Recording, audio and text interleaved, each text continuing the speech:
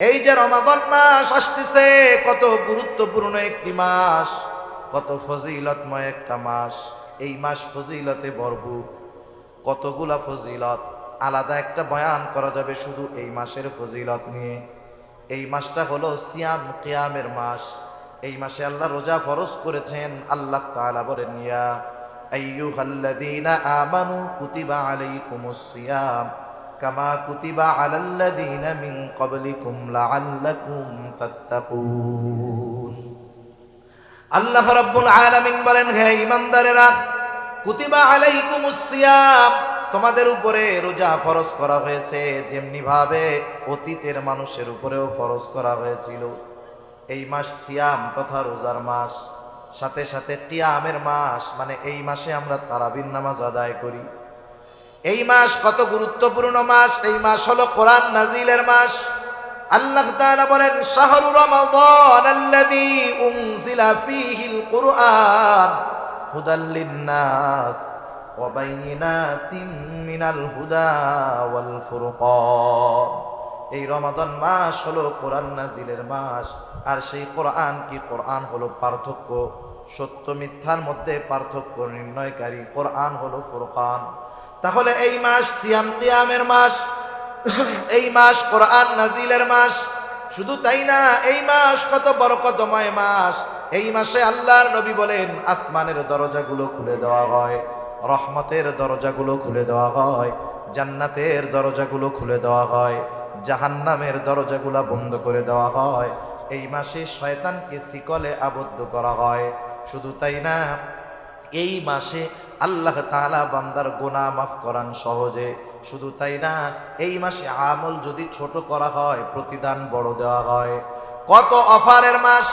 এই মাসে আমরা অনেক মানুষ ইবাদত করব, রোজা রাখবো না ইনশাআল্লাহ? আমরা রোজা রাখবো, কিন্তু সমস্যা হলো কোথায়?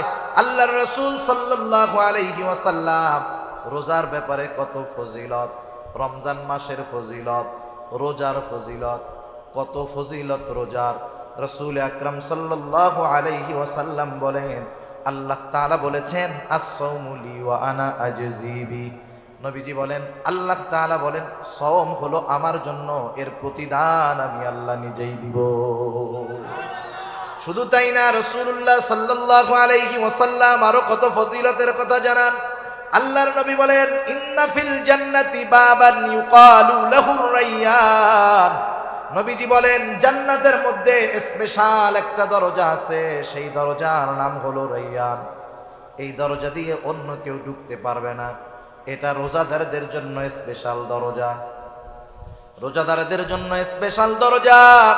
ওই কিয়ামতের দিন ওই দরজার মধ্যে ফেরেশতা দাঁড়ায় থাকবে আর ডাকতে থাকবে, আইনাস সাইমুন, কোথায় রোজাদারেরা, আসো। রোজাদারেরা ওই দরজা দিয়ে ঢুকবে, দরজা বন্ধ হয়ে যাবে। রোজাদার ব্যতীত ওই দরজা দিয়ে আর কেউ ঢুকতে পারবে না। আলহামদুলিল্লাহ, আলহামদুলিল্লাহিল্লাযী হাদানা লিল ইসলাম الذي نزل القرآن هدى للناس وبينات من الهدى والفرقان وخلق الإنسان وكرمه وعلمه من البيان ما لم يعلم فسبحان الذي لا يحصى امتنانه باللسان ولا بالقلم ونشهد أن لا إله إلا الله وحده صلى الله تعالى عليه وعلى آله وأصحابه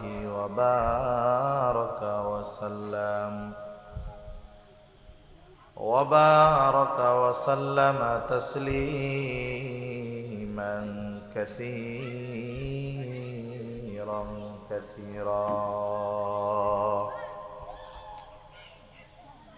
أما بعد فأعوذ بالله من الشيطان الرجيم.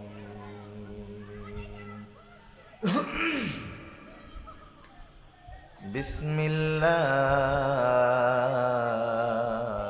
الرحمن الرحيم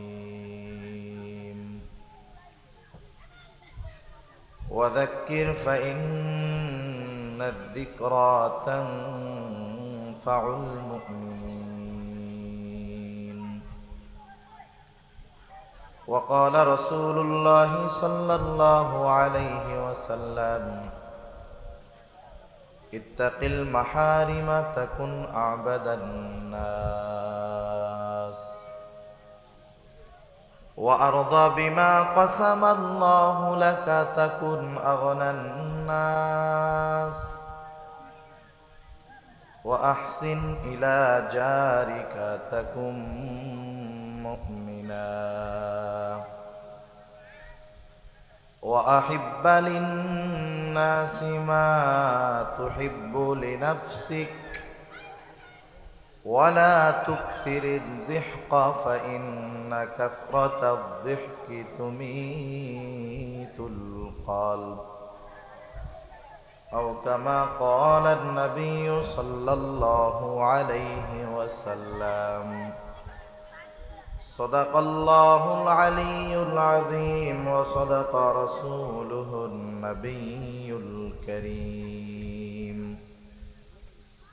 ونحن على ذلك من الشاهدين والشاكرين والحمد لله رب العالمين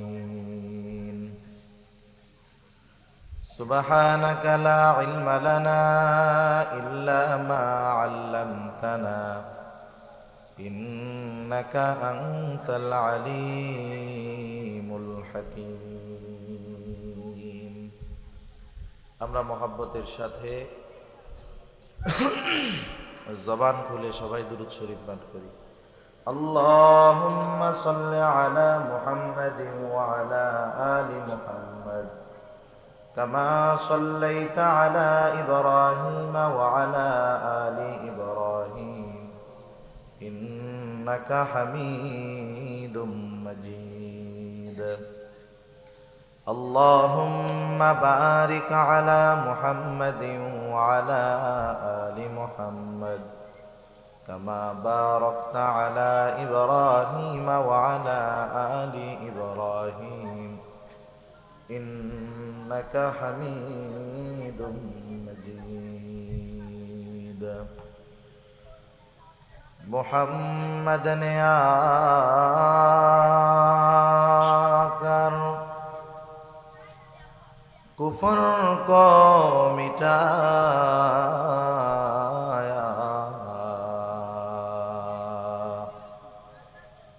कुफर को मिटाकर सदाकत को बताया बलगल उला बिकमालिही कशफत दुजा बिजमालिही हसनत जमीउ खिसालिही सल्लु अलैहि व आलिहि ला इलाहा इल्लल्लाह ला इलाहा इल्लल्लाह ला इलाहा इल्लल्लाह हल्का इको दें हल्का इको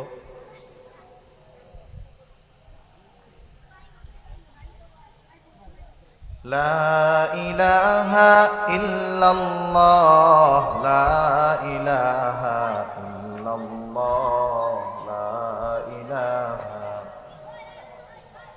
আর ভাই এই বাচ্চাগুলোর সামনের থেকে মুরব্বীদের মধ্যে দেন এভাবে কথা বলা যাবে না ভাই বাচ্চাগুলো সরান রাগ হয় না এক একজনের কাছে নিয়ে বসান ওরা থাকবে যাইতে দিয়েন না এক একজনের কাছে বসান না যাইতে পারে আবার হ্যাঁ তাহলে দেখবেন আর কথা বলেন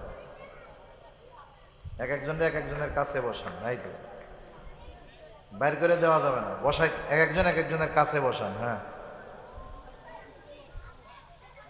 আমরা একটু জিকির করি লা ইলাহা ইল্লাল্লাহ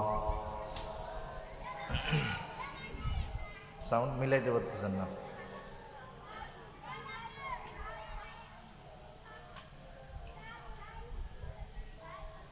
লা ইলাহা ইল্লাল্লাহু মুহাম্মাদুর রাসূলুল্লাহ সাল্লাল্লাহু আলাইহি ওয়াসাল্লাম। আলহামদুলিল্লাহ, ঐতিহ্যবাহী চট্টগ্রাম জেলার অন্তর্গত বায়েজিদ কোরআন প্রচার সংস্থা ও চৌধুরীনগর ব্যবসায়ীদের উদ্যোগে আয়োজিত তৃতীয়তম তাফসিরুল কোরআন মাহফিলের সম্মানিত শ্রদ্ধেয় সভাপতি, আমন্ত্রিত প্রধান অতিথি, বিশেষ অতিথি বৃন্দ সহ সম্মানিত শ্রদ্ধেয় ওলামায়ে কেরাম, সামনে উপস্থিত মুরব্বিয়ানে কেরাম, সমবয়সী যুবক বন্ধু, স্নেহের ছোট ভাই এবং পর্দার অন্তরালে অবস্থানরতা সম্মানিতা শ্রদ্ধা মা ও বোন, দয়াময় আল্লাহ রব্বুল আলামিনের দরবারে অগণিত শুকর যে মহান মালিক আমাদের হায়াতে বরকত দিয়ে সুস্থ রেখে দীর্ঘ সময় পর্যন্ত ওলামায়ে কেরামের জবান থেকে বহুত গুরুত্বপূর্ণ কথা শ্রবণ করবার, আমাকেও আপনাদের খেদমতে কিছু দ্বীনি কথা পেশ করবার লক্ষ্যে যে মহান মালিক সুস্থ অবস্থায় এখানে আসার তৌফিক দিয়েছেন, সেই মহান মনিবকে খুশি করার জন্য মোহাব্বতের সাথে জবান খুলে অন্তর থেকে আমরা একবার কালিমাতুশ শুকর পাঠ করি, আলহামদুলিল্লাহ। অগণিত দুরুদ ও সালাম সৈয়দুল আম্বিয়া, আশরাফুল আম্বিয়া, খাতামুল আম্বিয়া, বিশ্বনবী, শেষ নবী, শ্রেষ্ঠ নবী মুহাম্মদুর রাসূলুল্লাহ সাল্লাল্লাহু আলাইহি ওয়াসাল্লামের প্রতি। আল্লাহ তাআলা আমাদেরকে এখানে আসার বসার তৌফিক দিয়েছেন, তাই আমরা আসতে পেরেছি, বসতে পেরেছি। আল্লাহ তাআলা যদি তৌফিক না দিতেন আমরা এখানে আসতেও পারতাম না, বসতেও পারতাম না। সময় যত যাচ্ছে পবিত্র রমজান মাস তত নিকটবর্তী হচ্ছে, ঠিক কিনা? আজকে চাঁদের কয় তারিখ আপনারা জানেন? হ্যাঁ, চাঁদের কয় তারিখ?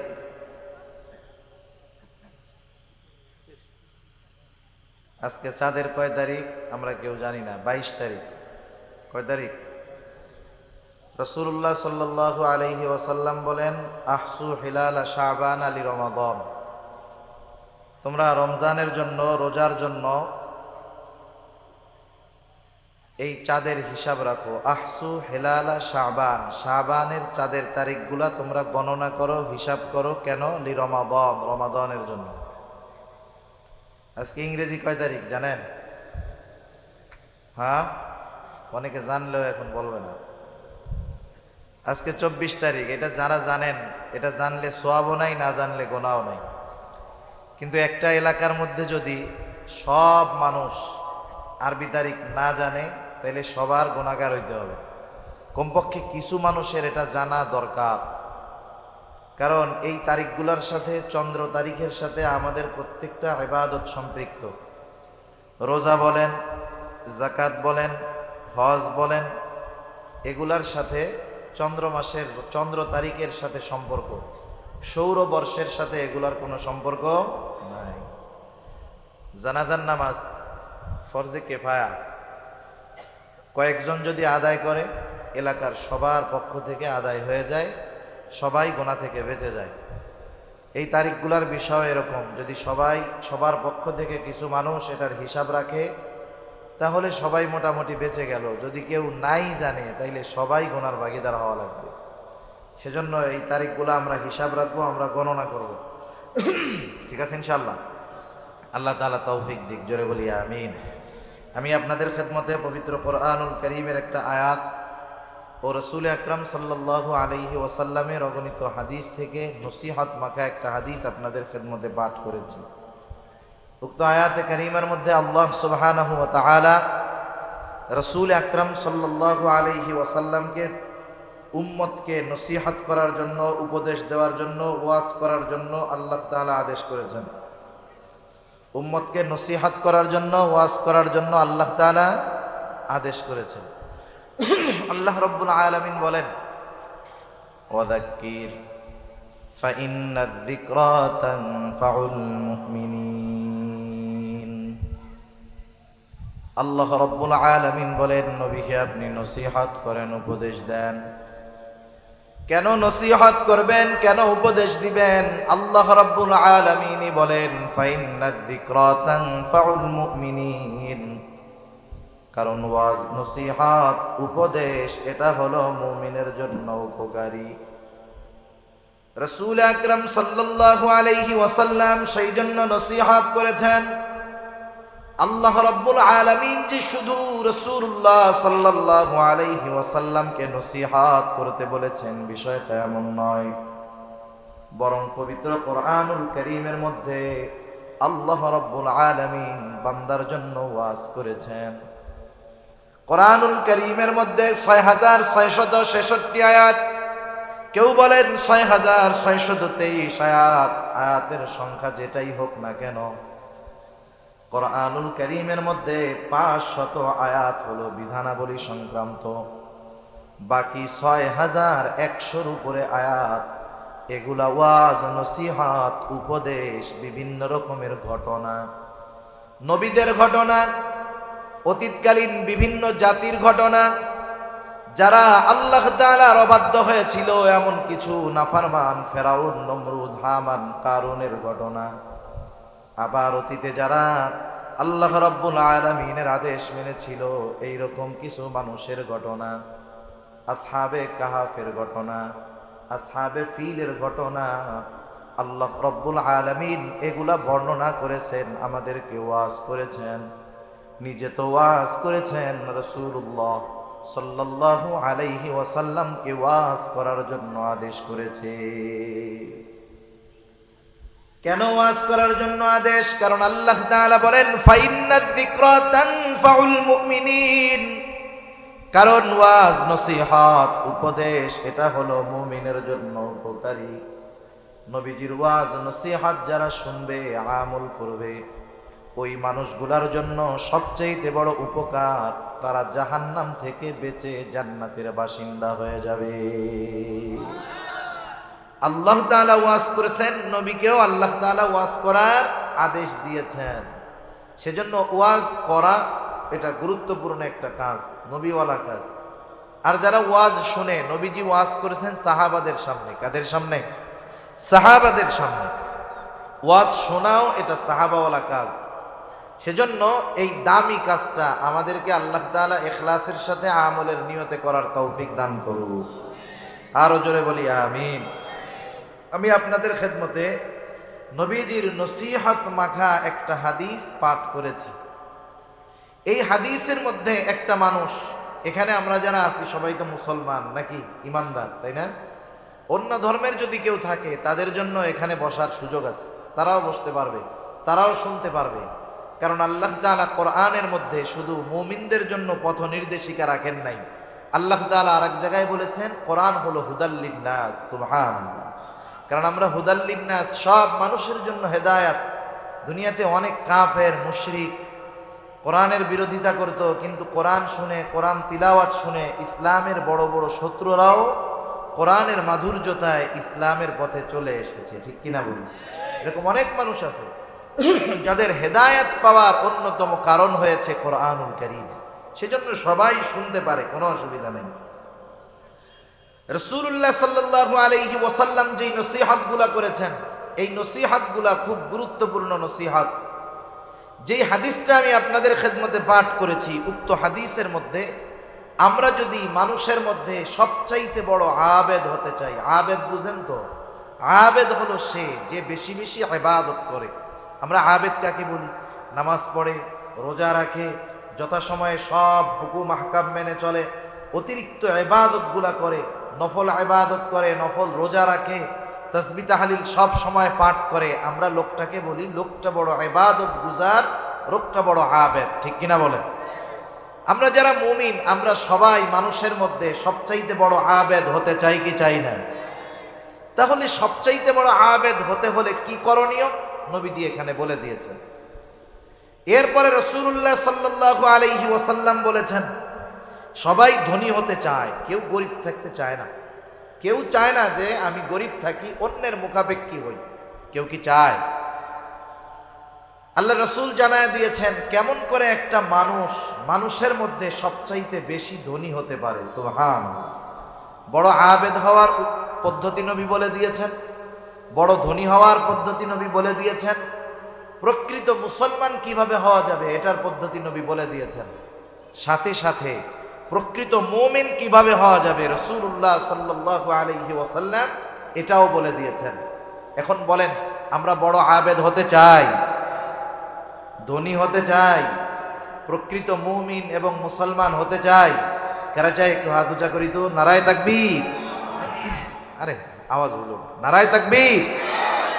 আরো জোরে নারায়ে তাকবীর। মাশাআল্লাহ, হাত নামান। আমরা তাহলে একটু আমলের নিয়তে শুনবো ইনশাআল্লাহ। আজকে রাতটাও খুব দামি রাত, আজকে জুমার রাত, খুব গুরুত্বপূর্ণ একটি রাত। আমি বেশি সময় আপনাদের কষ্ট দিব না, অল্প সময়ে আল্লাহ তাআলার কাছে তৌফিক চাই। আল্লাহ তাআলা জানি আমাকে বলবার, আপনাদেরকেও শ্রবণ করবার তৌফিক দান করুক। সকলে বলি আমিন। যে নসিহত মাকে হাদিসটা আপনাদের খেদমতে পাঠ করেছি, রাসূল আকরাম সাল্লাল্লাহু আলাইহি ওয়াসাল্লাম একদিন সাহাবাদেরকে নিয়ে মজলিসের মধ্যে বসে আছেন। রাসূলুল্লাহ সাল্লাল্লাহু আলাইহি ওয়াসাল্লাম সাহাবাদের মজলিসের মধ্যে বসা। একটা সময় রাসূলুল্লাহ সাল্লাল্লাহু আলাইহি ওয়াসাল্লাম উপস্থিত সাহাবাদেরকে উদ্দেশ্য করে বলতেছেন, মান ইয়াখুযু আন্নী হাউলাইল কালিমাত। রাসূলুল্লাহ সাল্লাল্লাহু আলাইহি ওয়াসাল্লাম বললেন, তোমাদের মধ্যে কে আছো আমার থেকে এই কথাগুলাকে গ্রহণ করবা, কথাগুলো নিবা, কথাগুলো শুনবা। শর্ত হলো মাইয়া আমালু বিহিন্না আও ইউআল্লিমু মাইয়া আমালু বিহিন্না। শর্ত হলো এই কথাগুলা শুনে নিজে আমল করবে এবং যারা আমল করতে চায় তাদেরকেও শিখায়া দিবে। রাসূল সাল্লাল্লাহু আলাইহি ওয়াসাল্লাম এই কথা বললেন, তোমাদের মধ্যে কে আছো আমার থেকে কিছু কথা শুনবে, শোনার পর নিজে আমল করবে, আবার যারা আমল করতে চায় তাদেরকেও শিখায়া দিবে। ওই মজলিসের মধ্যে উপস্থিত ছিলেন হযরত আবু হুরায়রা রাদিয়াল্লাহু তাআলা আনহু। রাসূলুল্লাহ সাল্লাল্লাহু আলাইহি ওয়াসাল্লামের থেকে সবচাইতে বেশি হাদিস যিনি বর্ণনা করেছেন তার নাম হলো হযরত আবু হুরায়রা রাদিয়াল্লাহু তাআলা আনহু। আল্লাহর নবীর সংস্পর্শে, আল্লাহর নবীর কাছে সে অবস্থান করেছে মাত্র 3 বছর। এই 3 বছর নবীজির সাহচর্যে থেকে, নবীজির কাছে থেকে হাদিস বর্ণনাকারী সাহাবীদের মধ্যে 1 নম্বরে সবচাইতে বেশি হাদিস বর্ণনাকারী হয়ে গেছে আবু হুরায়রা। সে সব সময় রাসূল সাল্লাল্লাহু আলাইহি ওয়াসাল্লামের কাছে থাকতো। কত কষ্ট, খাবারের কষ্ট, ঘুমের কষ্ট, এরপরেও সব সময় নবীজির কাছে কাছে উনি থাকতেন। আল্লাহর রাসূল এই কথাগুলা বলার সাথে সাথে হযরত আবু হুরায়রা রাদিয়াল্লাহু তাআলা আনহু বললেন, আমি বললাম, ইয়া রাসূলুল্লাহ, আমি আছি। কুলতু আনা ইয়া রাসূলুল্লাহ, হে আল্লাহর রাসূল, আমি আবু হুরায়রা কথাগুলা শুনবো, শুধু শুনবো তাই নয়, নিজে আমল করব, আবার যারা আমল করতে চায় তাদেরকেও শিখায়া দিব। হযরত আবু হুরায়রা রাদিয়াল্লাহু তাআলা আনহু আল্লাহর রাসূলের কাছে আসলেন। তিনি বলেন, ফাখাযা বিয়াদি ফাআদ্দা খামসা। রাসূল সাল্লাল্লাহু আলাইহি ওয়াসাল্লাম আমার হাতটাকে শক্ত করে ধরলেন। একটা মানুষ কখন আরেকজনের হাত ধরবে? যখন তার সাথে সম্পর্ক ভালো, অথবা অনেক সময় দেখবেন গুরুত্বপূর্ণ কথা বলার সময়, বন্ধু হোক, ভাই হোক, বাবা হোক, অনেক মানুষ আছে সাথে গুরুত্বপূর্ণ কথা বলার সময় হাতটা শক্ত করে ধরে মনোযোগটা তার দিকে নেয়। রাসূলুল্লাহ সাল্লাল্লাহু আলাইহি ওয়াসাল্লাম আবু হুরায়রা রাদিয়াল্লাহু তাআলা আনহুর হাত ধরলেন। আবু হুরায়রা বলেন, ফাআদ্দা খামসান, গুনে গুনে নবীজি আমাকে 5টা উপদেশ দিলেন। কয়টা উপদেশ? আরো জোরে বলেন, কয়টা? 5টা উপদেশ দিলেন। 1 নম্বরে নবীজি বললেন, ও আবু হুরায়রা, ইত্তাকিল মাহারিমা তাকুন আবাদান নাস। রাসূলুল্লাহ সাল্লাল্লাহু আলাইহি ওয়াসাল্লাম 1 নম্বরে বললেন, ও আবু হুরায়রা, তুমি সকল প্রকার নিষিদ্ধ বিষয় থেকে বেঁচে থাকো, হারাম থেকে বেঁচে থাকো, পাপ থেকে বাঁচো, গুনার থেকে বাঁচো। ইত্তাকিল মাহারিম, সকল হারাম থেকে বেঁচে থাকো। তাহলে লাভটা কি হবে আবু হুরায়রা? যদি তুমি সব হারাম থেকে, নিষিদ্ধ বিষয় থেকে বাঁচতে পারো, তাকুন আ'বাদান নাস, তুমি নিষিদ্ধ বিষয় হারাম জিনিস থেকে বাঁচো, তাহলে তুমি মানুষের মধ্যে সবচাইতে বড় আবেদ হয়ে যাবা।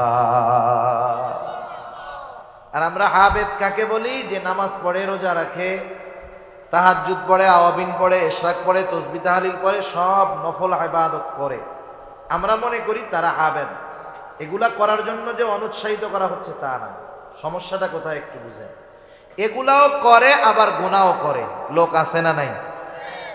মনে করেন এমন মানুষ হয়তো আপনাদের এলাকায়ও থাকতে পারে, আমাদের এলাকায়ও আছে, নিজে 5 ওয়াক্ত নামাজ যথা সময়ে পড়ে, কোনো নফল নামাজ বাদ যায় না, নফল রোজাগুলা বাদ যায় না, প্রতি সোম বৃহস্পতিবার রোজা রাখে, আইয়াম বিদের নফল রোজাগুলো রাখে, আবার হজও করেছে, তাসবিহ তাহলিল সব সময় পাঠ করে, সে পরিপূর্ণ ইবাদতের মধ্যে থাকে, কিন্তু তার স্ত্রী তার কন্যা পর্দা করে না। এমন ইবাদতওয়ালা লোক আছে না নাই?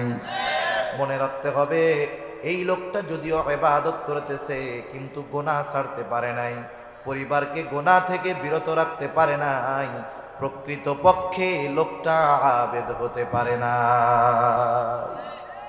সেজন্য নিষিদ্ধ বিষয় থেকে বাঁচলে আবেদ হওয়া যায়। রাসূলুল্লাহ সাল্লাল্লাহু আলাইহি ওয়াসাল্লাম সেই জন্য বলেন, ইত্তাকিল মাহারিমা তাকুন আ'বাদান নাস। এই যে রমাদান মাস আসতেছে, কত গুরুত্বপূর্ণ একটি মাস, কত ফজিলতময় একটা মাস। এই মাস ফজিলতে ভরপুর, কতগুলা ফজিলত, আলাদা একটা বয়ান করা যাবে শুধু এই মাসের ফজিলত নিয়ে। এই মাসটা হলো সিয়াম কিয়ামের মাস। এই মাসে আল্লাহ রোজা ফরজ করেছেন। আল্লাহ তাআলা বলেন, ইয়া আইয়ুহাল্লাযীনা আমানু কুতিবা আলাইকুমুস সিয়াম কামা কুতিবা আলাল্লাযীনা মিন ক্বাবলিকুম লাআল্লাকুম তাত্তাকুন। আল্লাহ রাব্বুল আলামিন বলেন, হে ঈমানদারেরা, কুতিবা আলাইকুমুস সিয়াম, তোমাদের উপরে রোজা ফরজ করা হয়েছে, যেমনি ভাবে অতীতের মানুষের উপরেও ফরজ করা হয়েছিল। এই মাস সিয়াম তথা রোজার মাস, সাথে সাথে কিয়ামের মাস, মানে এই মাসে আমরা তারাবির নামাজ আদায় করি। এই মাস কত গুরুত্বপূর্ণ মাস। এই মাস হলো কোরআন নাজিলের মাস। আল্লাহ তাআলা বলেন, শাহরু রমাদান আল্লাযী উনজিলা ফীহিল কুরআন হুদাল লিন-নাস ওয়া বাইয়িনাতিম মিনাল হুদা ওয়াল ফুরকান। এই রমাদান মাস হলো কোরআন নাজিলের মাস। আর সেই কোরআন কি? কোরআন হলো পার্থক্য, সত্য মিথ্যার মধ্যে পার্থক্য নির্ণয়কারী। কোরআন হলো ফুরকান। তাহলে এই মাস সিয়াম কিয়ামের মাস, এই মাস কোরআন নাজিলের মাস। শুধু তাই না, এই মাস কত বরকতময় মাস। এই মাসে আল্লাহর নবী বলেন, আসমানের দরজাগুলো খুলে দেওয়া হয়, রহমতের দরজাগুলো খুলে দেওয়া হয়, জান্নাতের দরজাগুলো খুলে দেওয়া হয়, জাহান্নামের দরজাগুলো বন্ধ করে দেওয়া হয়। এই মাসে শয়তানকে শিকলে আবদ্ধ করা হয়। শুধু তাই না, এই মাসে আল্লাহ তাআলা বান্দার গুনাহ মাফ করান সহজে। শুধু তাই না, এই মাসে আমল যদি ছোট করা হয়, প্রতিদান বড় দেওয়া হয়। কত অফারের মাস। এই মাসে আমরা অনেক মানুষ ইবাদত করব, রোজা রাখবো না ইনশাআল্লাহ? আমরা রোজা রাখবো, কিন্তু সমস্যা হলো কোথায়? আল্লাহর রাসূল সাল্লাল্লাহু আলাইহি ওয়াসাল্লাম রোজার ব্যাপারে কত ফজিলত, রমজান মাসের ফজিলত, রোজার ফজিলত, কত ফজিলত রোজার। রাসূল আকরাম সাল্লাল্লাহু আলাইহি ওয়াসাল্লাম বলেন, আল্লাহ তাআলা বলেছেন, আস-সাওমু লি ওয়া আনা আজজি বি। নবীজি বলেন, আল্লাহ তাআলা বলেন, সওম হলো আমার জন্য, এর প্রতিদান আমি আল্লাহ নিজেই দিব। শুধু তাই না, রাসূলুল্লাহ সাল্লাল্লাহু আলাইহি ওয়াসাল্লাম আরো কত ফজিলতের কথা জানান। আল্লাহর নবী বলেন, ইন্না ফিল জান্নাতি বাবান ইউকালু লাহুর রায়্যান। নবীজি বলেন, জান্নাতের মধ্যে স্পেশাল একটা দরজা আছে, সেই দরজার নাম হলো রায়্যান। এই দরজা দিয়ে অন্য কেউ ঢুকতে পারবে না। এটা রোজাদারদের জন্য স্পেশাল দরজা, রোজাদারদের জন্য স্পেশাল দরজা। ওই কিয়ামতের দিন ওই দরজার মধ্যে ফেরেশতা দাঁড়ায় থাকবে আর ডাকতে থাকবে, আইনাস সাইমুন, কোথায় রোজাদারেরা, আসো। রোজাদারেরা ওই দরজা দিয়ে ঢুকবে, দরজা বন্ধ হয়ে যাবে। রোজাদার ব্যতীত ওই দরজা দিয়ে আর কেউ ঢুকতে পারবে না।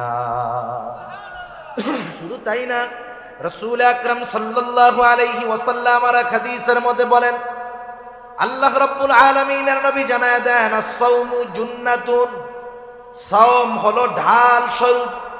মানুষ যেমন নিজেকে শত্রুর অস্ত্রের থেকে ঢালের দ্বারা নিজেকে যেমন হেফাজত করে, রোজাদার কিয়ামতের দিন তার রোজার দ্বারা নিজেকে জাহান্নামের আগুন থেকে হেফাজত করবে। কত ফজিলত! রোজাদার না খায়া থাকলে একটা গন্ধ হয় গালে, অনেকে বুঝে না, অনেকে মনে করে রোজার দিন তো মুখে গন্ধ হইলে আল্লাহর কাছে খুব ভালো লাগে, এই চিন্তা কইরা মেসওয়াকও বাদ বেরাসও বাদ কিছুই করে না। আছে না এরকম? খবরদার, এই চিন্তা করা যাবে না যে মুখের গন্ধ, না না। সারাদিন না খাইলে পাকস্থলী যখন শুকনা থাকে, খালি হয়ে যায়, একটা গন্ধ সৃষ্টি হয়। দাঁত না মাজার কারণে ওই গন্ধটা না, সেজন্য মেসওয়াক করতে হবে রোজার দিনে, কোনো সমস্যা নেই।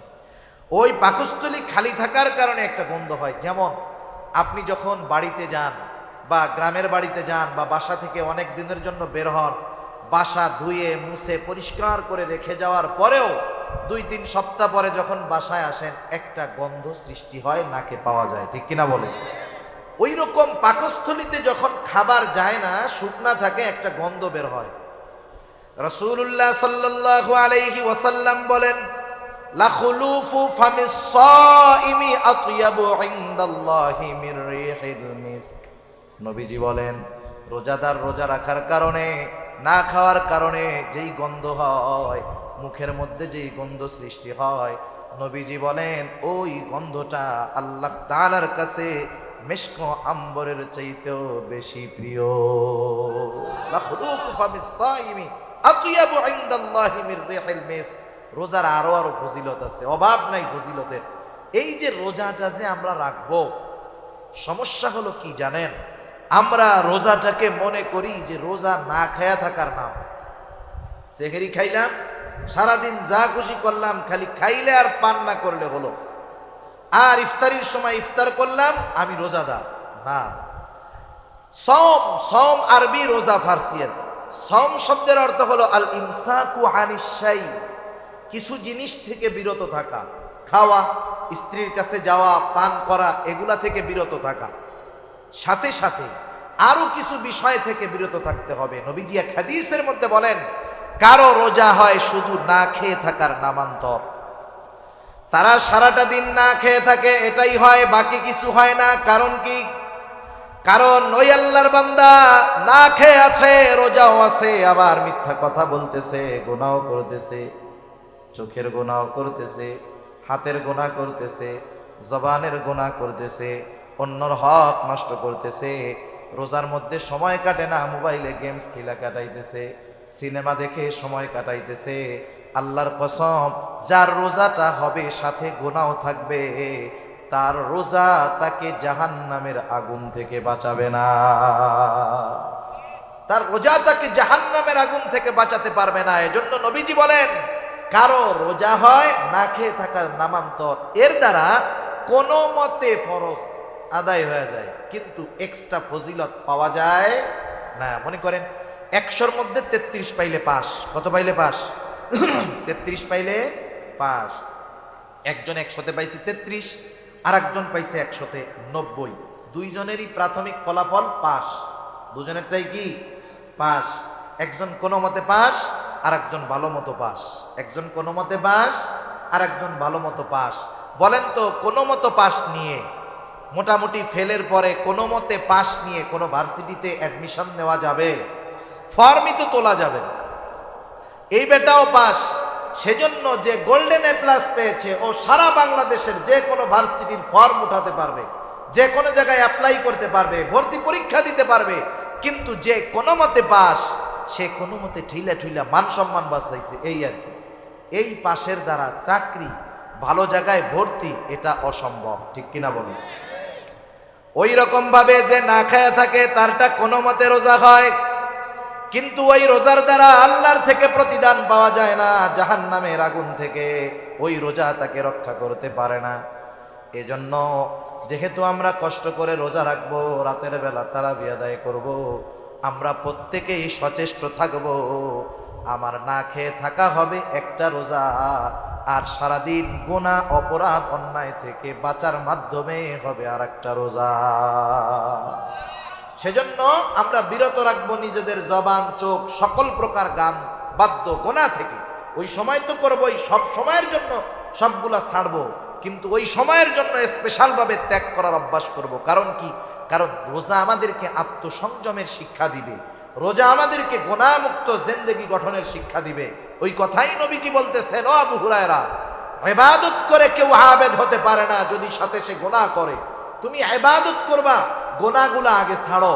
তুমি গুনাহ ছাড়ো, অল্প ইবাদত করলেও দুনিয়ার মানুষ আবেদ না বললেও আল্লাহর দরবারে তুমি আবেদ বলে গৃহীত হয়ে যাবা। সুবহান। সেজন্য নবীও বলেন, আল্লাহ তাআলা বেশি ইবাদত চায় না। রাসূল আকরাম সাল্লাল্লাহু আলাইহি ওয়াসাল্লাম বলেন, আখলিস দীনাকা ইয়াকফিকাল আমালুল কলিল। তোমার ঈমান খাঁটি করো, অল্প আমল নাজাতের জন্য যথেষ্ট হয়ে যাবে। সেজন্য গুনাহমুক্ত আমল যদি হয়, গুনাহমুক্ত জিন্দেগি যদি হয়, গুনাহমুক্ত জিন্দেগি গঠনের অভ্যাস যদি হয়ে যায়, পাপ মুক্ত জিন্দেগি যদি আমরা গঠন করতে পারি, আমরা আমল অল্প করলেও আল্লাহর দরবারে আবেদ বলে স্বীকৃতি হয়ে যায়। সেজন্য গুনাহমুক্ত ইবাদত হবে, গুনাহ ছাড়তে হবে, অপরাধ ছাড়তে হবে, হারাম থেকে বেঁচে থাকতে হবে, গুনাহ ছাড়ার প্রতিজ্ঞা করতে হবে। কারণ অনেক মানুষ আছে একটা গুনাহ ছেড়ে তাওবা নসিব হয়েছে, আল্লাহর জান্নাতের বাসিন্দা হয়ে গেছে, আছে না নাই? সেজন্য আমরা জীবনের প্রত্যেকটা কাজ যদি শেষ কাজ মনে করে করি, তাহলে গুনাহমুক্ত জিন্দেগি গঠন করা সহজ। আরে গুনাহ ছেড়ে নেকের কাজ করে নাই, গুনাহ ছাড়ছে, তাওবা করছে, ও আল্লাহর দরবারে প্রিয় বান্দা হয়ে আল্লাহর দরবারে হাজির হয়েছে। সুবহানাল্লাহ। সেজন্য গুনাহ ছাড়ার দরকার, পাপ মুক্ত জিন্দেগি দরকার। রাসূলুল্লাহ সাল্লাল্লাহু আলাইহি ওয়াসাল্লাম সাহাবাদের সামনে বনি ইসরাইলের এক জালেমের ঘটনা বারবার বর্ণনা করে শোনাইছেন। রাসূলুল্লাহ সাল্লাল্লাহু আলাইহি ওয়াসাল্লাম বলেন, অতীতকালে বনি ইসরাইলের মধ্যে একজন জালেম ছিল। জালেম, সেই জালেমের নাম হলো কিফিল। হাদিসের মধ্যে আসছে কাফালাম, কিফিল হলো তার নাম। এই লোকটার ব্যাপারে নবীজি বলেন, এমন কোন গুনাহ নাই যেটা কিফিল করে নাই, এমন কোন গুনাহ নাই যেটা কিফিল করে নাই। রাসূল আকরাম সাল্লাল্লাহু আলাইহি ওয়াসাল্লাম বলেন, একদিন ওই জালেম কিফিলের কাছে একটা লোক আসছে, একটা মহিলা আসছে কিছু টাকা নেওয়ার জন্য। মহিলা জালেম কিফিলের কাছে এসে বলে, ও কিফিল, আমি অভাবে পড়েছি, কষ্টে আছি, কিফিল আমাকে কিছু সহযোগিতা করো, আমাকে কিছু টাকা ধার দাও। জালেম কিফিল মানুষকে টাকা ধার দিত না, তার অভ্যাস ছিল সে মানুষকে সুদে টাকা দিত। আছে না নাই? সুদখোর। কতজন রোজার মাসে সেহরি ইফতারি ঘাপায়া খাবে, কিন্তু টাকা ঘুষের সুদের। আছে না? একবারে সামনে ডালি ভরা ইফতারি, সেহরির অভাব নাই, কিন্তু টাকা হারাম। হায় হায়, এই হারাম খাইয়া হারাম কইরা ইবাদতই তো কবুল হবে না, ঠিক না? জালেম কিফিল বলে, আমি কাউকে টাকা ধার দেই না, আমার থেকে টাকা নাও, সুদে নিতে হবে। মহিলা অভাবে পড়ে গেছে, হওয়ার ওয়াদা দাও। হাদিসের মধ্যে আসছে, কাদাল ফাকিরু আইয়াকুনা কুফরা, দারিদ্রতা মানুষকে কুফরি পর্যন্ত পৌঁছায়া দেয়। আপনার আমার আশেপাশে অনেক মানুষ আছে অপরাধের সাথে সম্পৃক্ত, নারী হোক পুরুষ হোক। কেউ চুরি করে, কেউ অন্যান্য অনেক অপরাধের পথে আছে, অর্থ উপার্জনের জন্য ওই অবৈধ পন্থা অবলম্বন করে।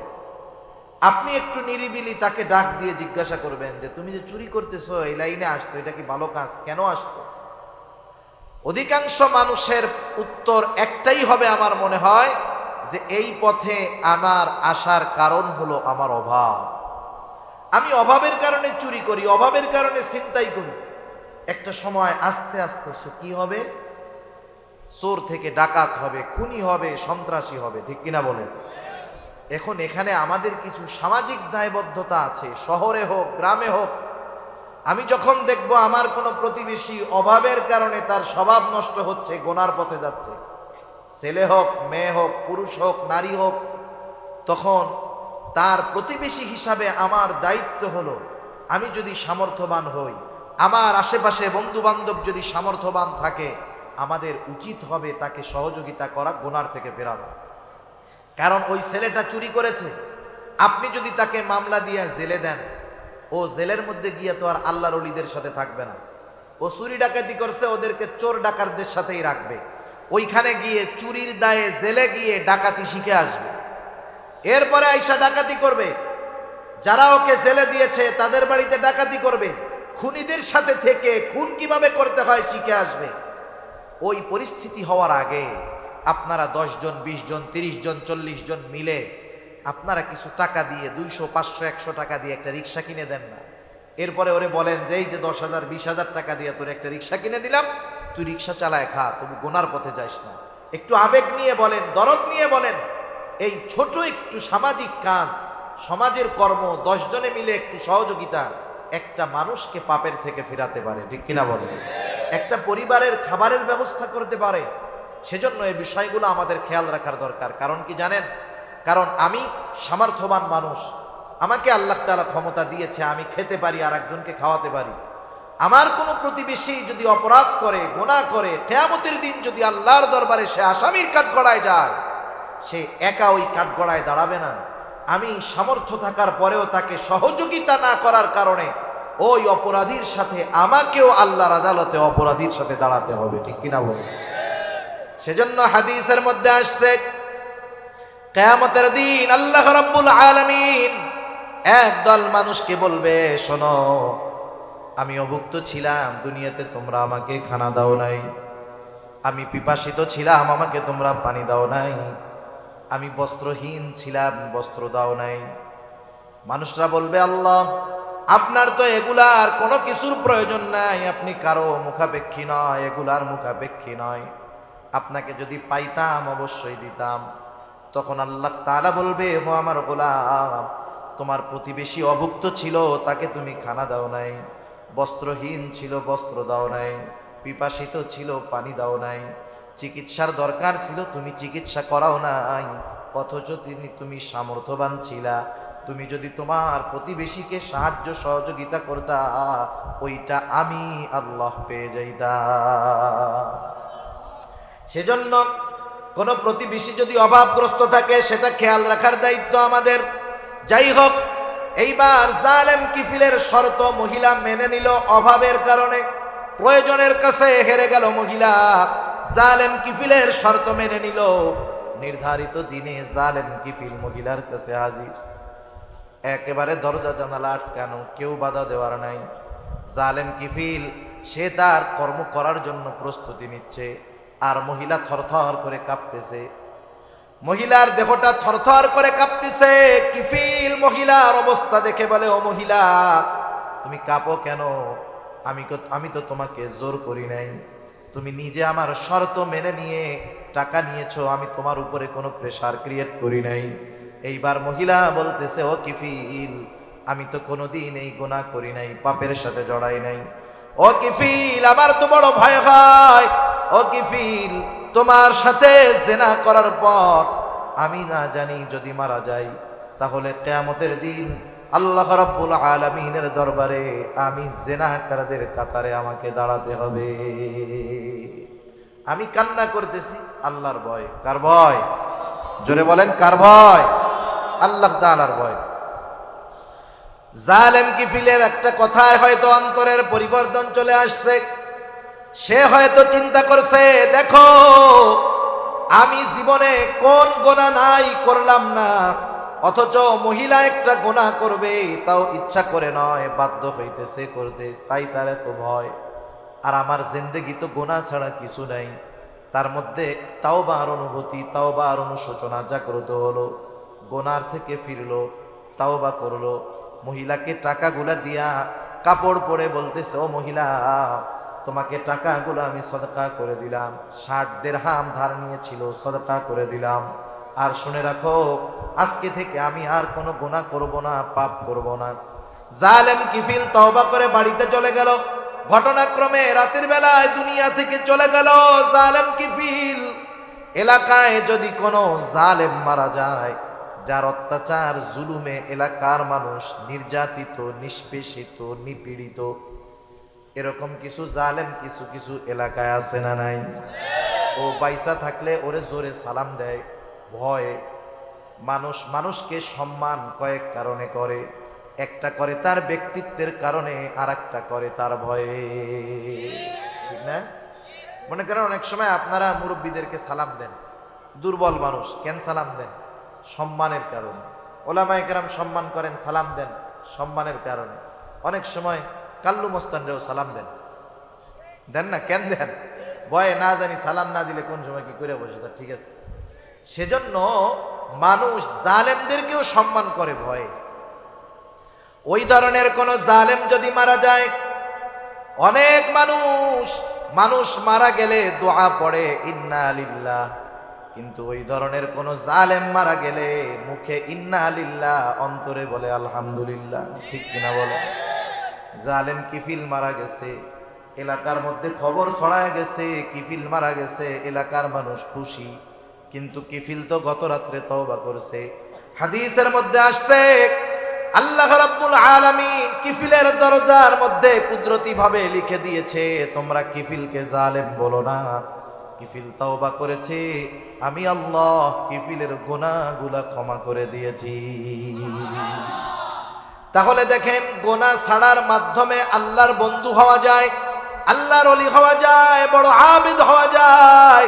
আমি ইবাদত করলাম, নামাজ পড়লাম, রোজা রাখলাম, তাহাজ্জুদ পড়লাম, মানুষের হক নষ্ট করলাম, নিজে গুনাহ করলাম, চোখের গুনাহ করলাম, হাতের গুনাহ করলাম, পায়ের গুনাহ করলাম, রোজা রাখলাম, জবান দিয়ে গীবত করলাম, পরনিন্দা করলাম, আমি অন্যের হিংসা বিদ্বেষ অন্তরের মধ্যে লালন করলাম। এই যে ইবাদত করলাম, এই ইবাদতগুলা আমাকে আবেদ বানাতে পারবে না যতক্ষণ না আমি গুনাহ ছাড়বো। সেজন্য গুনাহমুক্ত জিন্দেগি গঠন করতে হবে। যে কোনো পাপ করার আগে চিন্তা করতে হবে যে এই পাপটা করতে করতে আমি যদি মারা যাই। একটা সময় মানুষ বৃদ্ধ হলে মারা যাইত, আগের সময় এই সিস্টেমটা ছিল, কিন্তু এখনকার সময় সমীকরণ বলতেছে যে বর্তমান সময়ে মৃত্যুর হার বৃদ্ধদের চাইতে যুবক বয়সের মানুষদের বেশি। যুবক মানুষের মৃত্যুর হার বেশি, অ্যাক্সিডেন্ট করে মরে, স্ট্রোক করে মরে, বিভিন্ন নেশাদ্রব্য পান করার মাধ্যমে মরে। সর্বসাকুল্য যুবক তরুণ প্রজন্মের মধ্যে মৃত্যুর হার বেশি। মনে করেন আপনি সিনেমা দেখতেছেন একা একা এক রুমে, কেউ দেখতেছে না, এটা দেখতে দেখতে যদি আপনি মারা যান, বলেন তো ওইখানে তো গুনাহ হবে, রহমতের ফেরেশতা আসতে পারবে? তাহলে এই মৃত্যুটা কেমন মৃত্যু হবে? আপনি রাতে ঘুম আসতেছে না, কানের মধ্যে ইয়ারফোন দিয়ে, হেডফোন দিয়ে আপনি গান শুনতে শুনতে ঘুমাচ্ছেন। এই ঘুম তো আপনার জীবনের শেষ ঘুম হতে পারে। আপনি কি করতে করতে ঘুমাইলেন চিন্তা করেন তো। ইমানি মৃত্যু সম্ভব? আপনি বাসে গেছেন, রোড অ্যাক্সিডেন্টে মারা যায়, আমরা তো দোয়া করি আল্লাহ তার শহীদের দরওয়াজা দিয়েন, শহীদের মর্তবা দিয়েন, কিন্তু ও যখন বাস অ্যাক্সিডেন্ট করতেছিল তখন গান শুনতে শুনতে ঘুমাইতেছিল। সেজন্য গুনাহ ছাড়তে হবে আগে, গুনাহ ছাড়া বড় আবেদ হওয়া যায় না। এজন্য রাসূলুল্লাহ সাল্লাল্লাহু আলাইহি ওয়াসাল্লাম এক নম্বরে বললেন, ইত্তাকিল মাহারিমা তাকুন আহবাদান নাস। ও আবু হুরায়রা, তুমি নিষিদ্ধ বিষয়গুলো ছাড়ো, মানুষের মধ্যে বড় আবেদ হয়ে যাবা। আর একটা হাদিস আপনাদেরকে শোনাই। রাসূল আকরাম সাল্লাল্লাহু আলাইহি ওয়াসাল্লাম একদিন ফজরের নামাজের পূর্বে মসজিদে নববীর মধ্যে বসে আছেন। ফজরের নামাজের পূর্বে হঠাৎ করে রাসূলুল্লাহ সাল্লাল্লাহু আলাইহি ওয়াসাল্লাম বলতেছেন, শোনো, এখন যেই ব্যক্তি দরজা দিয়ে ঢুকবে সে জান্নাতি। নবীজি ঘোষণা দিলেন, এখন যেই ব্যক্তি দরজা দিয়ে ঢুকবে সে জান্নাতি। এই ঘোষণা দেওয়ার সাথে সাথে সবার নজর দরজার দিকে, কোন আল্লাহর বান্দা ঢুকতেছে। সবাই দরজার দিকে তাকায় দেখলো একজন লোক ঢুকছে। যেই লোকটার অজুর পানি দাড়ি বেয়ে বেয়ে পড়তেছে আর বাম হাতের মধ্যে তার জুতা। এই লোকটা মসজিদের দরজা দিয়ে ঢুকলো। প্রথম দিন গেল, দ্বিতীয় দিন আবার রাসূলুল্লাহ সাল্লাল্লাহু আলাইহি ওয়াসাল্লাম বলতেছেন ফজরের নামাজের পূর্বে, এখন যেই ব্যক্তি দরজা দিয়ে ঢুকবে সে জান্নাতি। সবার নজর দরজার দিকে। দেখা গেল গতদিন যেই লোকটা যেই অবস্থায় ঢুকছিল আজকেও সে ঢুকছে। তার মানে অজুর পানি দাড়ি বেয়ে পড়তেছে, আর হাতের মধ্যে জুতা নিয়ে মসজিদে ঢুকলো। 2 দিন চলে গেল। তৃতীয় দিন ফজরের নামাজের পূর্বে আবার রাসূলুল্লাহ সাল্লাল্লাহু আলাইহি ওয়াসাল্লাম বলেন, শোনো, এখন যেই ব্যক্তি দরজা দিয়ে ঢুকবে সে জান্নাতি।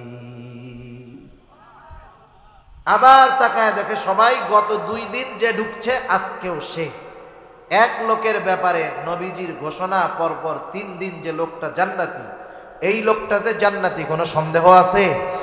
কোনো সন্দেহ নাই। একজন সাহাবী, তার নাম হলো আব্দুল্লাহ ইবনে আমর ইবনুল আস রাদিয়াল্লাহু তাআলা। উনি চিন্তা করতেছেন, এই লোকটার ব্যাপারে পরপর নবীজি 3 দিন জান্নাতি হওয়ার ঘোষণা দিল, ও যে জান্নাতি কোনো সন্দেহ নেই, কিন্তু ওর ব্যাপারে এমন ঘোষণা আসার কারণটা কি? আব্দুল্লাহ ইবনে আমর ইবনুল আস চিন্তা করলেন, ওর বাড়িতে যাইতে হবে, থাকতে হবে, দেখতে হবে। আব্দুল্লাহ ইবনে আমর ইবনুল আস ওই লোকটার কাছে গিয়ে বলে, ও ভাই, আমি 3টা দিন তোমার বাড়িতে মেহমান হতে চাই, 3টা রাত তোমার বাড়িতে থাকবো।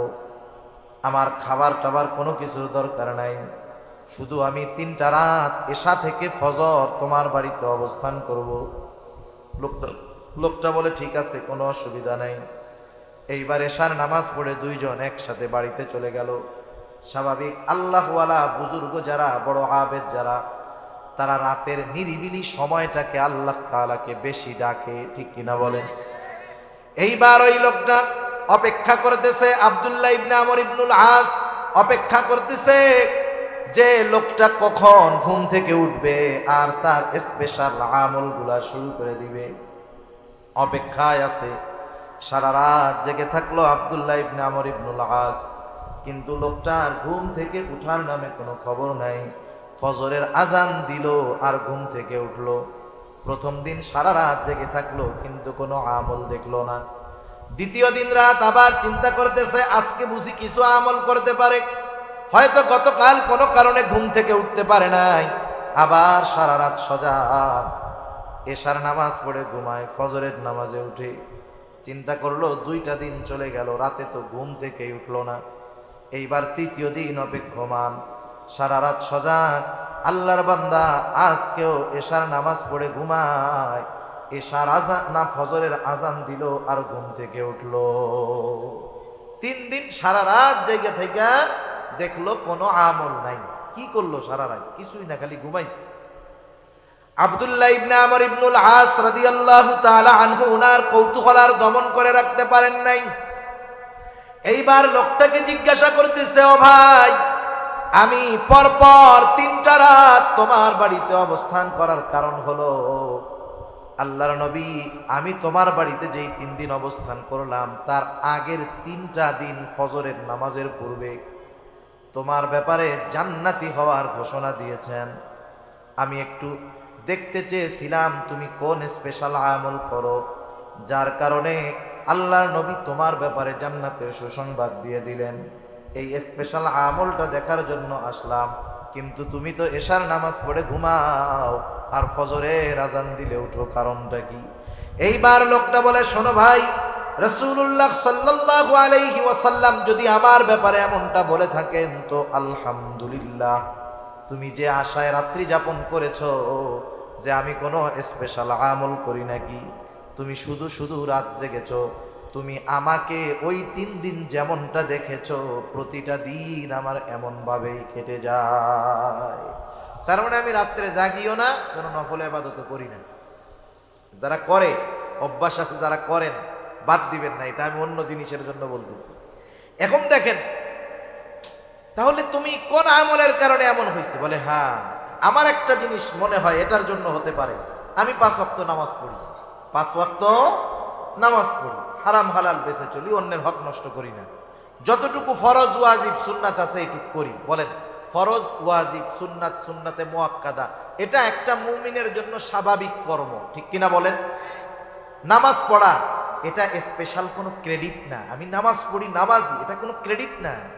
এটা আমার দায়িত্ব, এটা আমার কর্ম, এটা আল্লাহর পক্ষ থেকে আমার প্রতি আদেশ, এটা আমি করতে বাধ্য। তা আমি ওইগুলাই করি। আর অতিরিক্ত কি করি? যখন রাতে আমি ঘুমাইতে যাই, বিছানায় শোয়ার পরে আমাকে যারা কষ্ট দিয়েছে আমি তাদেরকেও মাফ করে দেই, আর কারো ব্যাপারে যদি আমার কোনো কষ্ট থাকে আমি তাদেরকেও মাফ করে দেই। সুবহান। মানে আমি আমার অন্তরটাকে ক্লিয়ার কইরা ঘুমাই। এখন বলেন, এই সাহাবী 5 ওয়াক্ত নামাজ পড়ছে, এতটুকু ফরজ ওয়াজিব সুন্নাতগুলা মেনে চলছে, আর এক্সট্রা ওই আমলটা করছে, অথচ এতটুকু আমল আল্লাহর রাসূল সাল্লাল্লাহু আলাইহি ওয়াসাল্লাম তার ব্যাপারে জান্নাতের সুসংবাদ দিয়ে দিয়েছেন। সুবহান। এজন্য আমি আপনাদেরকে বলতে চাই যে কথা, যে অনেক ইবাদত করার কথা আমি আপনাদের বলবো না, আমি অনুরোধ করব গুনাহ ছাড়েন, আর ফরজ ওয়াজিব সুন্নাতে মুআক্কাদা এতটুকুর মধ্যে জীবনটাকে আনেন। আল্লাহর রাসূলের কথা অনুযায়ী তাকুন আবাদান নাস, মানুষের মধ্যে সবচাইতে বড় আবেদ হয়ে যাওয়া যাবে। ঠিক কিনা বলেন? আরে আবেদ দুনিয়ার মানুষ সার্টিফিকেট দিলে তো হবে না। দুনিয়ার মানুষ আপনারে আমারে আল্লাহর ওলি বুজুর্গ যা বলে বলুক, এই বুজুর্গি মরার পরে আছে কিনা, আল্লাহর দরবারে আছে কিনা, এটা হলো মূল। ঠিক কিনা বলেন? সেজন্য নবীজির 1 নাম্বার নসিহত, হারাম ছাড়ো, গুনাহ ছাড়ো, মানুষের মধ্যে সবচাইতে বড় আবেদ হয়ে যাবা। 2 নাম্বার নবীজি বলেন ওয়া আরদা বিমা কসামাল্লাহু লাক তাকুন আগনান নাস। নবীজি বলেন আল্লাহ তাআলা তোমার জন্য যতটুকু নির্ধারণ করে রাখছে, আল্লাহ তাআলা তোমার জন্য যতটুকু নির্ধারণ করে রাখছে ওইটুকুর উপরে তুমি সন্তুষ্ট থাকো। তার মানে এখানে স্বল্পে তুষ্টর শিক্ষা আমাদেরকে দেওয়া হচ্ছে। দেখবেন সমাজে অনেক মানুষ আছে, তার অঢেল টাকা নাই, বড় গাড়ি নাই, বাড়ি নাই, খুব কষ্টের মধ্যে জীবন যাপন করে, 3 বেলা কোনো মতে খায়, আলহামদুলিল্লাহ কোনো মতে একটা ঘরের মধ্যে থাকে। আপনি তাকে জিজ্ঞাসা করবেন, জিজ্ঞাসা করার সাথে সাথে লোকটা বলবে আলহামদুলিল্লাহ, আল্লাহ তাআলা আমাকে ভালো রাখছে। সে যে অবস্থায় আছে ওই অবস্থার উপরে সে সন্তুষ্ট, আল্লাহর দরবারে শুকরিয়া আদায় করতেছে। আরেকজন গাড়ি বাড়ি অভাব নাই, অনেক মিল ফ্যাক্টরি, আপনি তারে জিজ্ঞাসা করবেন কেমন আছে, ও মাথায় হাত দিয়ে বলবে ভাই কি যে টেনশনে আছি জানেন না, এই 5টা 6টা ফ্যাক্টরি নিয়ে, ওই ব্যাংকের লোন, এই ব্যাংকের ঋণ, এইটার কাজ ওইটার কাজ, এর ঠেলায় আমার ঘুমই হয় না ভাই। এখন বলেন এই লোকটার এত পেরেশানি চিন্তা কেন? কারণ ওর চাহিদা এখনো পূরণ হয় নাই। ঠিক কিনা বলেন? আর ওই লোকটার টেনশন নাই কেন? আল্লাহ যেটুক দিয়েছে সেটুকুর উপরে সে সন্তুষ্ট আছে। এজন্য মুমিনের অন্যতম একটি অভ্যাস হলো স্বল্পে তুষ্টতা, যতটুকু সে পাইছে ততটুকুতে সন্তুষ্ট। এজন্য দেখেন আমরা আমাদের ঈমানের ভিত্তিগুলোর মধ্যে একটা ভিত্তি হলো ওয়াল কদরি খাইরিহি ওয়া শাররিহি মিনাল্লাহি তাআলা, তাকদীরের ভালো মন্দ, মানে আমার গোটা জিন্দেগির সব কল্যাণ অকল্যাণ, লাভ লোকসান সব কার তরফ থেকে হয়? আল্লাহর তরফ থেকে হয়। যেই মানুষগুলা তাকদীরের উপরে যথাযথ বিশ্বাস রাখে, তাকদীর একটি রহস্যময় জিনিস, সব কিছুর তালা চাবি খুলতে যাইতে হয় না, সব কিছু বোধগম্যতা হওয়ার যোগ্যতা মানুষকে আল্লাহ তাআলা দেন নাই। যদি মানুষ সব কিছুই বুঝতো আর বুঝে ঈমান আনতো, তাইলে ঈমান বিল গায়েবের কোনো দাম থাকতো না। ঠিক কিনা বলেন? আমরা আল্লাহকে না দেখে ঈমান আনছি, জান্নাত না দেখে বিশ্বাস করি, নবীকে দেখি নাই বিশ্বাস করি, ফেরেশতা দেখি নাই বিশ্বাস করি, তো যাই হোক তাকদীর দেখা যায় না বিশ্বাস করি। এজন্য যেই মানুষগুলা তাকদীর বিশ্বাস করে, আপনি যারা তাকদীর বিশ্বাস করে তারা কোনো সময় টেনশন, ডিপ্রেশন, চিন্তায় ভোগে না। ইদানিংকালে আপনারা যারা খবরাখবর দেখেন, অনেকে শুনতেছেন দেখতেছেন, আত্মহত্যার প্রবণতা এখন একটু বেশি বাড়ছে। শুধু তাই না, কেউ লাইভে আইসা আত্মহত্যা করতেছে, কেউ লাইভে আইসা নিজের গায়ে আগুন ধরায়া দিচ্ছে, কেউ পিস্তল দিয়ে মাথার গুলি মেরে খুলি ফালায়া দিচ্ছে, কেউ গলায় দড়ি নিয়ে মরতেছে, হরেক রকম পদ্ধতিতে আত্মহত্যা করতেছে, কেউ লাইভে আইসা ছাদ থেকে লাফ দিয়ে আত্মহত্যা করতেছে। আত্মহত্যা মানুষ কেন করে? ডিপ্রেশন, চিন্তা থেকে করে। ঠিক কিনা বলেন? এখন তাদের চিন্তাগুলা ভালো না মন্দ আমি সেটা জানি না, সেটা তাদের ব্যাপার, কিন্তু তাকদীরে যারা বিশ্বাস করে এরা কোনো সময় ডিপ্রেশনে ভুগতে পারে না। মনে করেন আপনি একটা কাজের জন্য চেষ্টা করলেন, বান্দা চেষ্টা করতে পারে কিন্তু গন্তব্যে পৌঁছানোর তৌফিক দেয় কে? যেমন যারা তাকদীরে বিশ্বাস করে তারা যখন কোনো চেষ্টা করে, ব্যবসায় হোক, চাকরি হোক, পড়াশোনা হোক, তারা তাদের সর্বোচ্চ চেষ্টার পরে যখন ওই কাজটা সফল হয় না তখন কি বলে? আমি আমার চেষ্টা করেছি কিন্তু আল্লাহ তাকদীরে লেখেন নেই। ঠিক কিনা বলেন? এতটুকুর দ্বারা সে তার সব চিন্তা, পেরেশানি, টেনশন দূর করে ফেলতে পারে। কিন্তু যারা তাকদীর অবিশ্বাস করে, যারা বলে চেষ্টাই সবকিছুর মূল, মেহনতই সবকিছুর মূল, তাকদীর কোনো কিছু নাই, আমার চেষ্টাই আমাকে সফলতায় পৌঁছায়া দিবে। এখন ওই লোকটা যখন চেষ্টা করতে করতে সফল হবে না, মূলত তার তাকদীরে নাই, সে তো তাকদীর বিশ্বাস করে না। ও যখন সফল হবে না, ও টেনশনে পড়ে যাবে, ঠিক কিনা বলেন? তখন কি করবে? ওই যে লাইভে আইসা পিস্তল দিয়ে মাথায় গুলি করবে, এইটা করবে, সেটা করবে। এই কেন হয় এটা? এটা হওয়ার অন্যতম একটি কারণ তাকদীর অবিশ্বাস এবং স্বল্পে তুষ্ট না হতে পারা। স্বল্পে তুষ্ট না হতে পারা। যার চাহিদা নাই সে হলো ধনী। মূলত ধনী কাকে বলে? যার চাহিদা নাই তাকে ধনী বলে। আল্লাহ যা দিছে আমার যথেষ্ট, তার মানে কি চাহিদা নাই, ওই লোকটা ধনী। এজন্য নবী বলেন টাকা পয়সা যার আছে, সম্পদ গাড়ি বাড়ি যার আছে, সে ধনী হতে পারে না। কে ধনী? রাসূলুল্লাহ সাল্লাল্লাহু আলাইহি ওয়াসাল্লাম বলেন আল গিনা গিনান নাফস।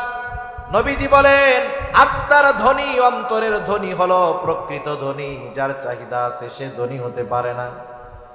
তার ধন সম্পদ তাকে ধনী বানাতে পারে না, কারণ চাহিদা যার বেশি সে ধনী হতে পারে না। এজন্য স্বল্পে তুষ্ট হওয়ার দরকার। আর আমার জন্য কতটুকু বরাদ্দ আছে, আমার রিজিক কতটুকু, আমার গাড়ি কতটুকু, আমার বাড়ি কতটুকু, আমার সম্মান কতটুকু হবে, আমি কতটুকু চেষ্টা করব, সব কিছু নির্ধারণ করে রাখছে কে? আমার দায়িত্ব চেষ্টা করা বৈধ পন্থায়, আল্লাহ দিলেও খুশি, না দিলেও খুশি। যতটুকু আমি পাবো বুঝতে হবে ওটা আল্লাহর তরফ থেকে আমার জন্য বরাদ্দ। এজন্য আল্লাহর নবী বলেন, ও আবু হুরায়রা, ওয়া আরদা বিমা কসামাল্লাহু লাক, তুমি ওইটুকুর উপরেই সন্তুষ্ট থাকো যতটুকু আল্লাহ তাআলা তোমার জন্য নির্ধারিত করেছে। তুমি যদি সন্তুষ্ট থাকতে পারো আবু হুরায়রা, তাকুন আগনান নাস, সন্তুষ্ট থাকো আর মানুষের মধ্যে সবচাইতে বড় ধনী হয়ে যাও। কারণ নবীজি বললেন আল গিনা গিনান নাফস, অন্তরের ধনী হলো প্রকৃত ধনী। 3 নম্বর নসিহত রাসূলুল্লাহ সাল্লাল্লাহু আলাইহি ওয়াসাল্লাম বলেন ওয়া আহসিন ইলা জারিকা তাকুম মুমিনা।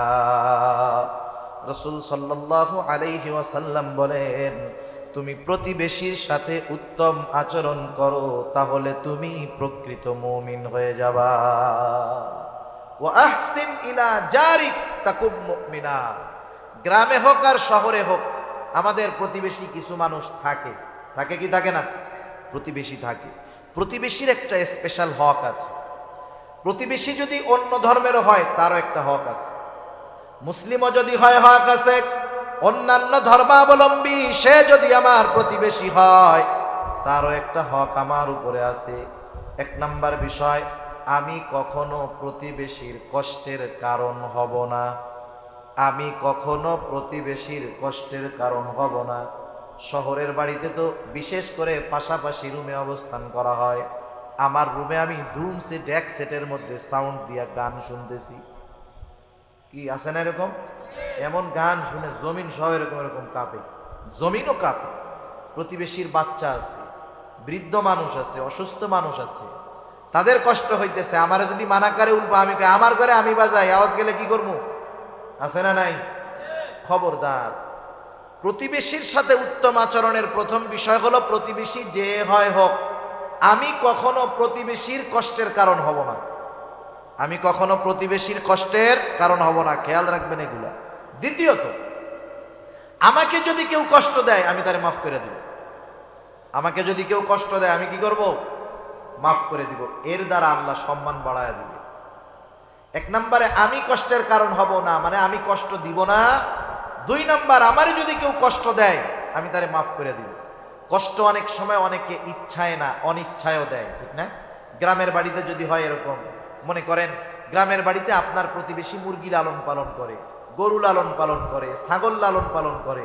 গরু, ছাগল, মুরগি এদেরকে কি ওয়াজ করলে কাজ হবে নাকি?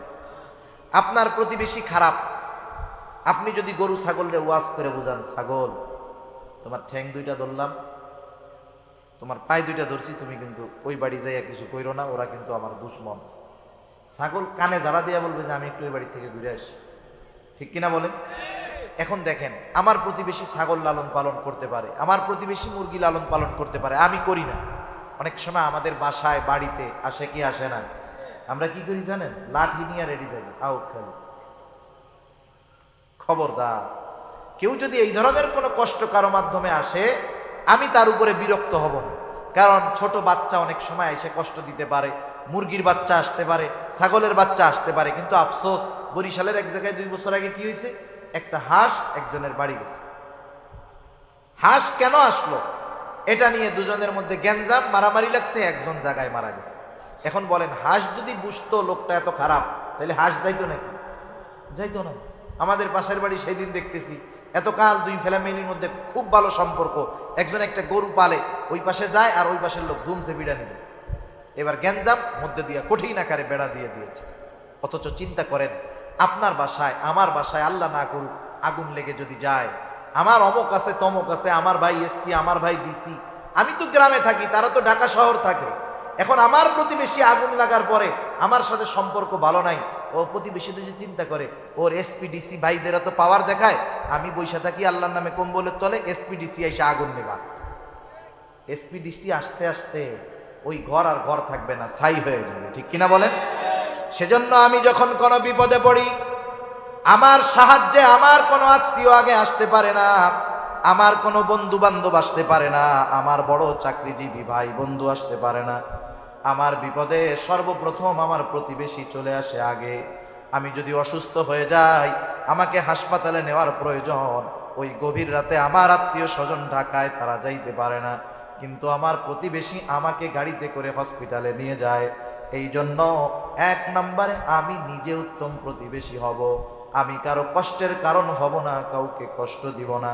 কেউ যদি কোনোভাবে অনাকাঙ্ক্ষিতভাবে কারো দ্বারা যদি কষ্ট পাই, অবশ্যই অবশ্যই আমি তাকে মাফ করে দিব। মুরগি ছাগল আসে, আমরা কষ্ট পাবো না, তাদের প্রতি রাগ হব না, এর দ্বারা লাভ কি হবে? 1 নাম্বার, কষ্ট না দেওয়ার কারণে আমি উত্তম প্রতিবেশী হব। 1 দিন 2 দিন 3 দিন কেউ যদি আমাকে কষ্ট দেয়, আমি যদি একটু সবর করি, এক সময় ওই লোকটা চিন্তা করবে, আহারে আমার প্রতিবেশীকে আমি কতভাবে কষ্ট দিলাম, কিন্তু আমার প্রতিবেশী কখনো আমাকে কষ্ট দেয় না, প্রতিবাদ করে না। যা হোক, আজকে থেকে তার সাথে আর খারাপ ব্যবহার করা যাবে না, আমার প্রতিবেশীকে আর কষ্ট দেওয়া যাবে না। উত্তম প্রতিবেশী এটা অন্যতম একটা নেয়ামত। হাদিসের মধ্যে আসছে 4টা জিনিস খুব গুরুত্বপূর্ণ, এর মধ্যে একটা হলো উত্তম প্রতিবেশী। প্রত্যেকে আমাদের অভ্যাস হলো আমরা উত্তম প্রতিবেশী চাই, আমরা চাই যে আমার প্রতিবেশী ভালো হোক, কিন্তু আমি ভালো হইতে চাই না। কথা বুঝেন নাই? আমি চাই যে আমার আশেপাশের লোকজন সব ভালো থাকবে, আমার সাথে ভালো ব্যবহার করবে, কিন্তু আমি নিজে করতে রাজি নাই। সেজন্য আমি আগে উত্তম প্রতিবেশী হব, আমি যদি ভালো হই আমার আশেপাশের মানুষেরা ভালো হয়ে যাবে, ঠিক কিনা বলেন? উত্তম প্রতিবেশীর দাম আছে। আব্দুল্লাহ ইবনে মুবারক রাহমাতুল্লাহি আলাইহি, জগৎ বিখ্যাত একজন মুহাদ্দিস আব্দুল্লাহ ইবনে মুবারক। আব্দুল্লাহ ইবনে মুবারকের বাড়ির সাথে একটা জমি বিক্রয় হবে, একজন বেধর্মী জমিটা বিক্রয় করবে, বিজ্ঞাপন লাগায় দিছে এই জমিটা বিক্রয় হইবে, যোগাযোগ করেন। একের পর এক মানুষ এসে তার সাথে জমি কেনার ব্যাপারে কথা বলে, কিন্তু লোক না জমির যেই দাম তার দ্বিগুণ চেয়ে বসে আছে। প্রত্যেকটা জায়গার একটা বাজার মূল্য আছে না? বাজার মূল্য যদি 10 লাখ হয়, আপনি নয় 10,000, 20,000, 1 লাখ বেশি চাইলেন, কিন্তু বাজার মূল্য 10 লাখ, তুমি দ্বিগুণ কেন চাও? এইবার বেধর্মী লোকটা বলতেছে, তোমরা বুঝতে পারো নাই, আমার জমির দাম আমি কেন চাইলাম?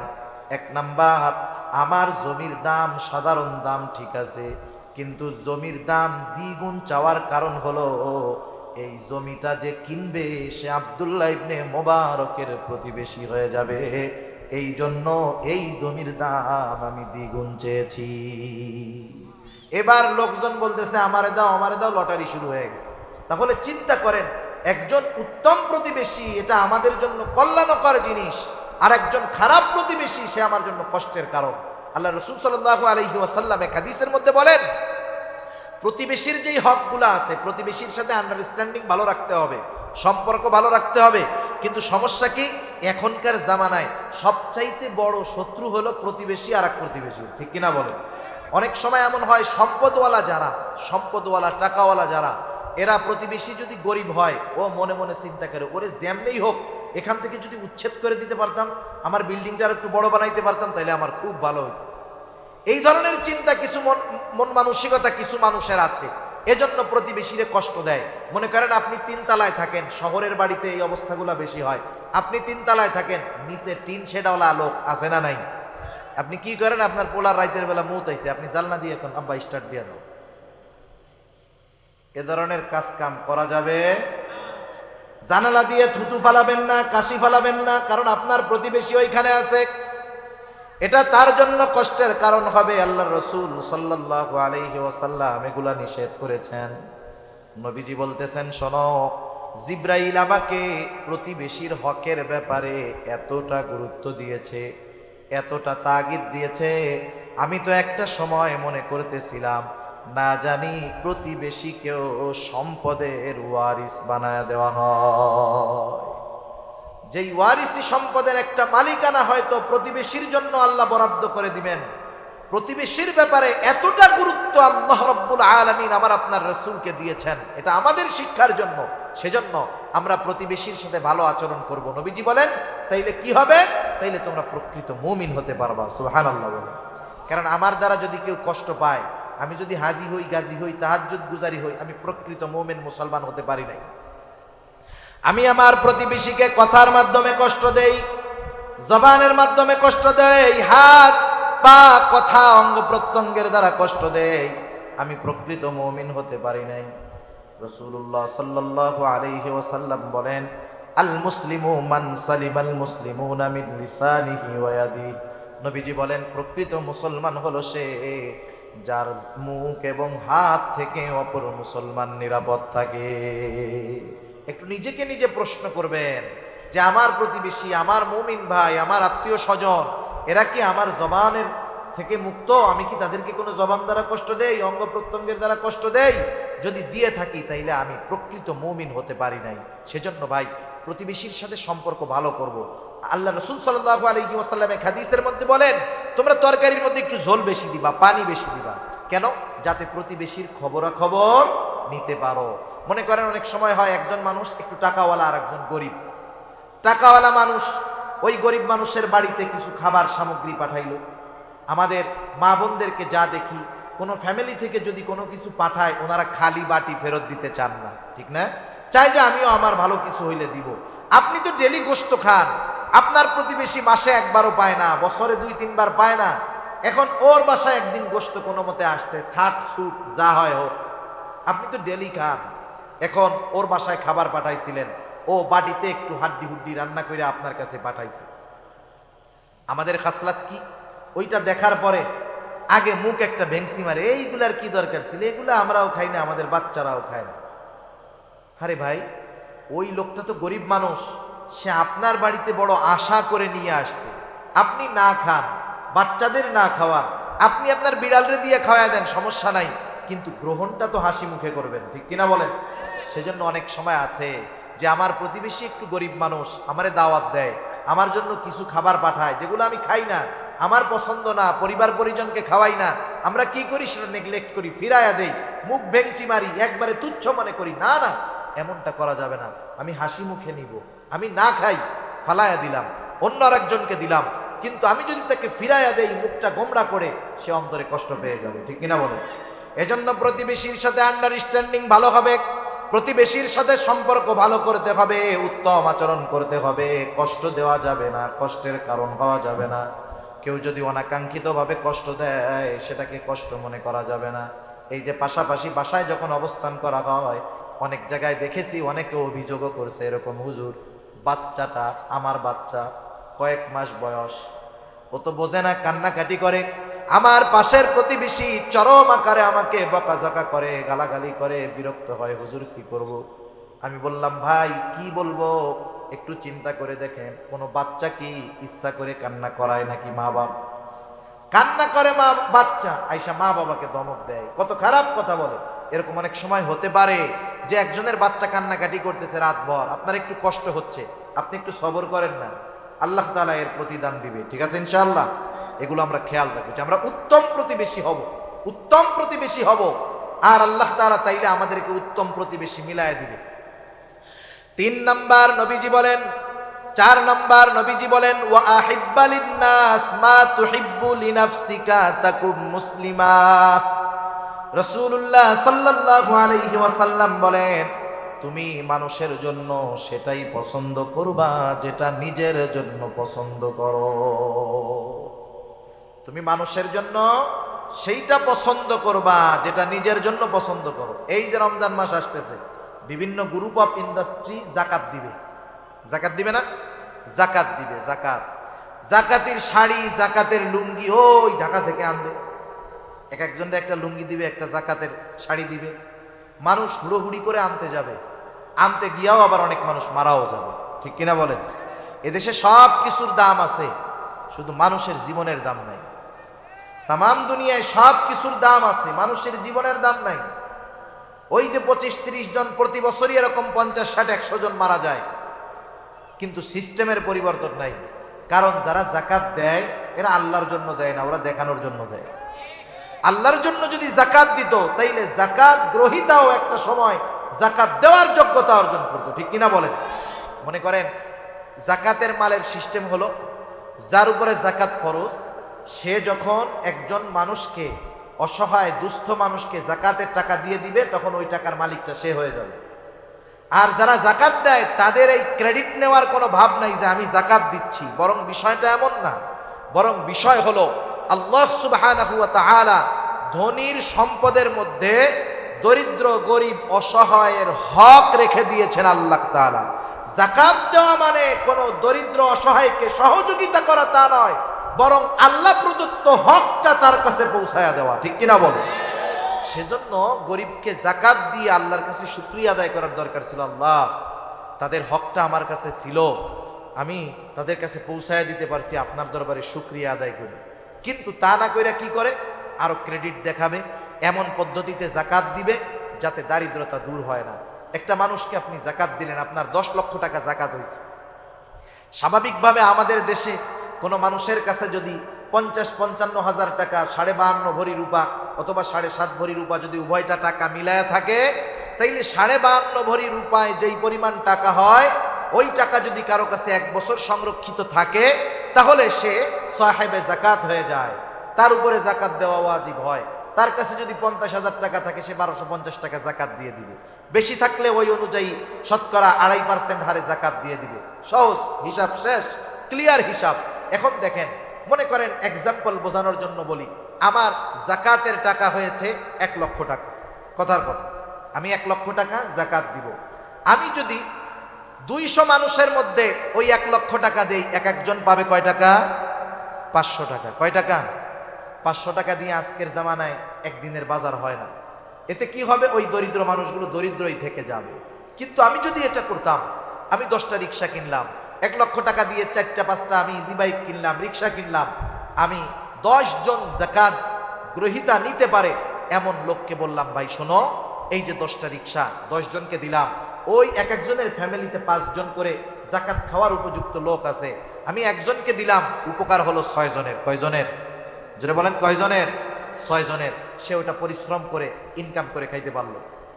এই সিস্টেমে জাকাত দেওয়ার দরকার ছিল। যদি দেওয়া হতো তাহলে সমাজ থেকে জাকাত নেওয়ার লোক পাওয়া যাইত না, অধিকাংশ মানুষ জাকাত দেওয়ার যোগ্যতা অর্জন করতো। ঠিক কিনা বলেন?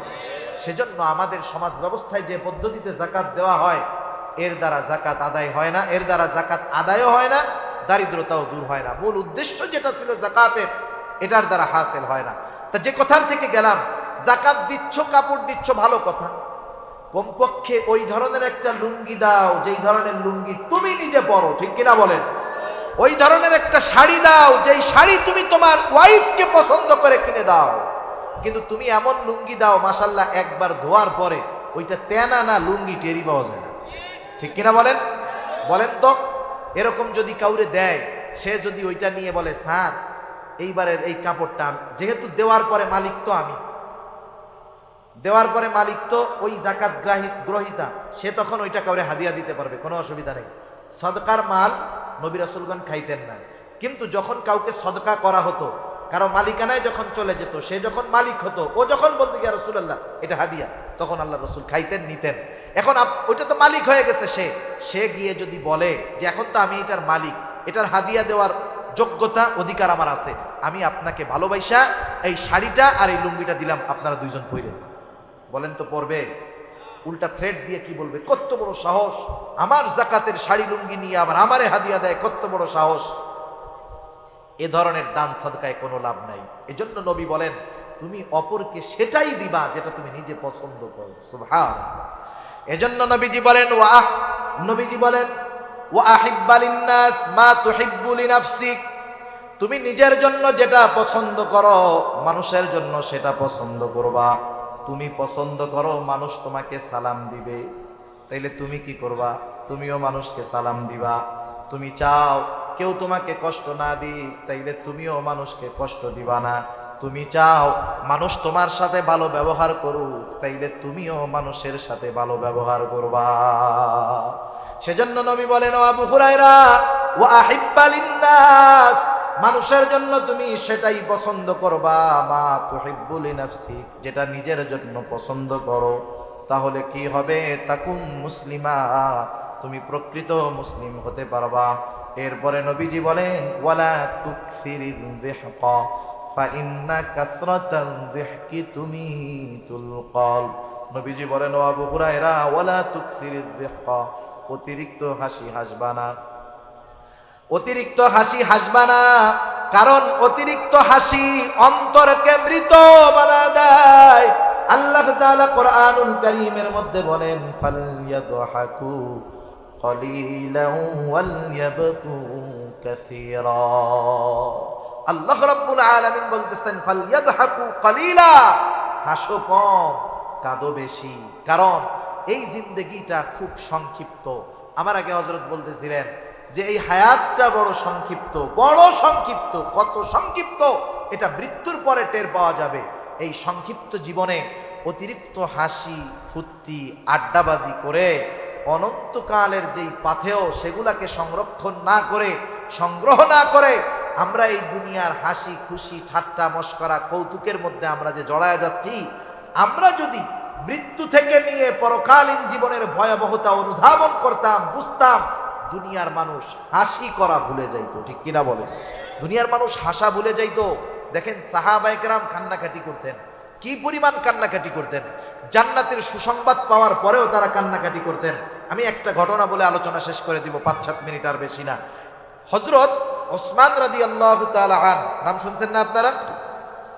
রাসূল আকরাম সাল্লাল্লাহু আলাইহি ওয়াসাল্লাম হযরত ওসমান রাদিয়াল্লাহু তাআলা আনহুর সাথে ওনার দুটো কন্যা বিবাহ দিয়েছেন। প্রথম জন মারা যাওয়ার পরে দ্বিতীয় জন দিলেন, দ্বিতীয় জনও মারা গেছে। এখন নবীজির আর অবিবাহিত কোনো কন্যা নাই। নবীজি বললেন ও ওসমান, আমার তো আর কোনো কন্যা অবিবাহিত নাই, যদি আমার আরো একটা কন্যা থাকতো তোমার সাথে আমি তাকে বিবাহ দিয়ে দিতাম। এই হযরতে ওসমান রাদিয়াল্লাহু তাআলা আনহুর ব্যাপারে নবীজি কি বলেন? মক্কা থেকে যখন মদিনায় সাহাবারা গেল, মুসলমানদের সাথে ইহুদিদের হিংসাত্মক মনোভাব, তারা মুসলমানদেরকে কষ্ট দিত। মদিনার ভিতরে কয়েকটা কূপ ছিল, কুয়া ছিল, চিনেন নাকি আপনারা? কোন জায়গায় বলে ইদারা, বলে না, অনেক গর্ত থেকে পানি উঠায়। টিউবওয়েলে দেখবেন এক জায়গায় পানি উঠাইছে, পানিটা এক পাশে খুব সুন্দর, পাশেই আর এক জায়গায় উঠাইছে, এত আয়রন আর্সেনিক, খাওয়াই যায় না, গন্ধ হয় কি হয় না? মদিনার বুকেও এরকম কয়েকটা কুয়া ছিল। সবগুলা কুয়ার পানি ছিল লবণাক্ত, পান করার জন্য অনুপযুক্ত। আর একটা কুয়া ছিল মিষ্টি পানির কুয়া, পানের জন্য উপযুক্ত। কিন্তু কুয়াটার মালিক ছিল একজন ইহুদি।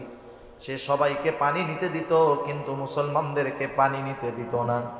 বিভিন্ন রকমের টাল বাহানা করত, কষ্ট দিত। পানি কিন্তু জটিল এক জিনিস।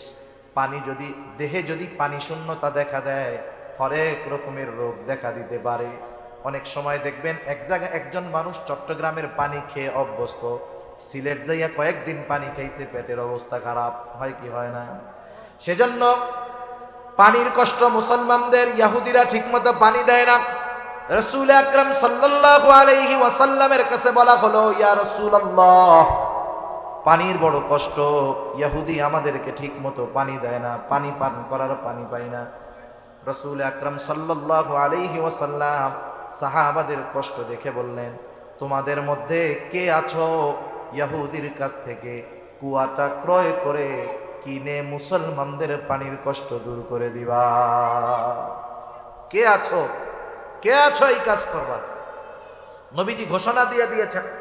আর সবাই জানে আল্লাহর রাসূল যখন কোনো কথা বলেন, যখন কোনো আদেশ করেন, কিছু বলেন, সাহাবারা তাদের জীবন দিয়ে হলেও সেই আদেশ পালন করার চেষ্টা করে, ঠিক কিনা বলেন?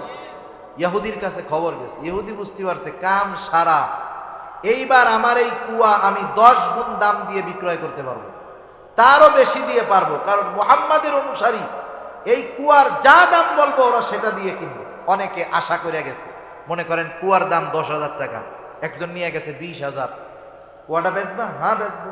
কত দিবা? 20,000। আরে মিয়া, এই মাল কি 20,000 নাকি? কারণ কিছু কিছু সময় ডিমান্ড যখন বাড়ে, চাহিদা যখন বাড়ে, ডিমান্ড যখন বাড়ে, 2 টাকার জিনিসও 20 টাকা হয়ে যায়, ঠিক কিনা বলেন? এই যে করোনা যখন শুরুতে আসছে, শুরুতে করোনা যখন আসছে তখন খালি একই বিজ্ঞাপন, করোনা থেকে বাঁচতে হাত ধন, 3 ফিট দূরে থাকেন আর মাস্ক লাগান, এটা আপনাকে করোনা থেকে সুরক্ষা দিবে। মানে এই প্রচারণা যেই চলতেছে, অনেক ফার্মেসির দোকানে মাস্কের ডিব্বা বছরের পর বছর পয়লা রাখছে, একটাও বিক্রয় হয় নাই, ইঁদুরে খেয়া ফেলছে, ওই মাস্কগুলাও এখন বেচার রাস্তা হয়ে গেছে, ঠিক কিনা বলেন? ওই সময় করোনার আগে আমিও মাস্ক ব্যবহার করতাম মাঝে মধ্যে। ওই মাস্কের এক একটা বান্ডিলে 50টা থাকতো, 30 টাকা, 35 টাকা, 40 টাকা, 50 টাকা দিয়ে এক একটা বান্ডিল কেনা যাইতো, উন্নত মানের জিনিস দিয়ে বানানো। এখন যেগুলো বাজারে পাওয়া যায় যে সার্জিক্যাল মাস্ক, ওগুলা একেবারে লো কোয়ালিটির জিনিস দিয়ে বানানো, কিন্তু ওই সময়ের গুলো হাই কোয়ালিটির ছিল। এই বাজারে বিক্রয় হয়তো 2 টাকা করে পিস সর্বোচ্চ, ওই মাস্কও বাজারে শর্ট পড়ে গেছে, 30, 40, 50 টাকা দিয়ে একটা মাস্ক কেনা লাগছে, ঠিক কিনা বলেন? এইবার ইহুদি চিন্তা করেছে, পায়ে গেছি সুযোগ, একের পর এক সাহাবী যায়, সব সম্পদ নিয়ে যায়, কেউ ইহুদির কুয়াটা কিনতে পারে না। হযরত ওসমান গনি রাদিয়াল্লাহু তাআলা আনহুর কাছে খবর পৌঁছাইল যে আল্লাহর রাসূল এমন কথা বলেছে, আর ইহুদি কুয়ার দাম বেশি চাইতেছে। হযরত ওসমান রাদিয়াল্লাহু তাআলা আনহু চলে গেল, ইহুদির কাছে গিয়ে বলে, ও ইহুদি, তুমি তোমার কুয়ার দাম কত চাও? ইহুদি বলে, কত দিবা? হযরত ওসমান রাদিয়াল্লাহু তাআলা আনহু বলে, আমি কত দিব তা নয়, তুমি যত চাইবা তত দিয়ে তোমার কুয়া আমি কিনে নিব। তোমার ব্ল্যাঙ্ক চেক দেওয়া হইল, তুমি সংখ্যা বসায় দাও, কত চাও? একবারে বহুগুণ দাম দিয়ে, অনেক বেশি দাম দিয়ে হযরত ওসমান রাদিয়াল্লাহু তাআলা আনহু ইহুদির কাছ থেকে কুয়াটা কিনে মুসলমানদের জন্য ওয়াকফ করে দিছে।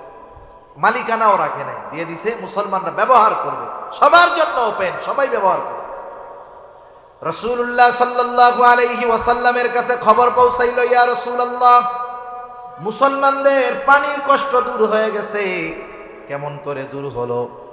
একজন বলল, ইয়া রাসূলুল্লাহ, আপনার জামাতা ওসমান রাদিয়াল্লাহু তাআলা আন ইহুদির কাছ থেকে বহু দামে কুয়া কিনে আমাদের জন্য ওপেন করে দিয়েছে, ওয়াকফ করে দিয়েছে, আমাদের পানির কষ্ট দূর হয়ে গেছে।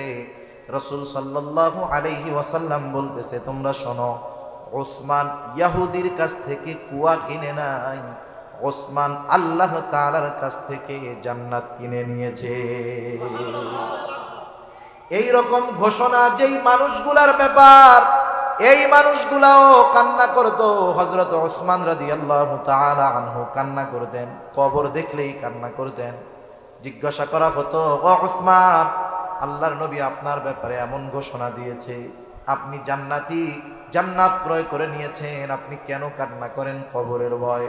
হযরত ওসমান রাদিয়াল্লাহু তাআলা আনহু বলতেন, শোনো, নবীজি আমাকে জান্নাতের নিশ্চয়তা দিয়েছেন, ঠিক আছে, কিন্তু এই কবরে আমার মধ্যে আমার সাথে কেমন আচরণ করা হবে এই ব্যাপারে কোনো নিশ্চয়তা নবী আমাকে দেন নাই। সেজন্য ওই মানুষগুলাও দেখেন মৃত্যুর ভয়ে, কবরের ভয়ে চিন্তিত ছিল।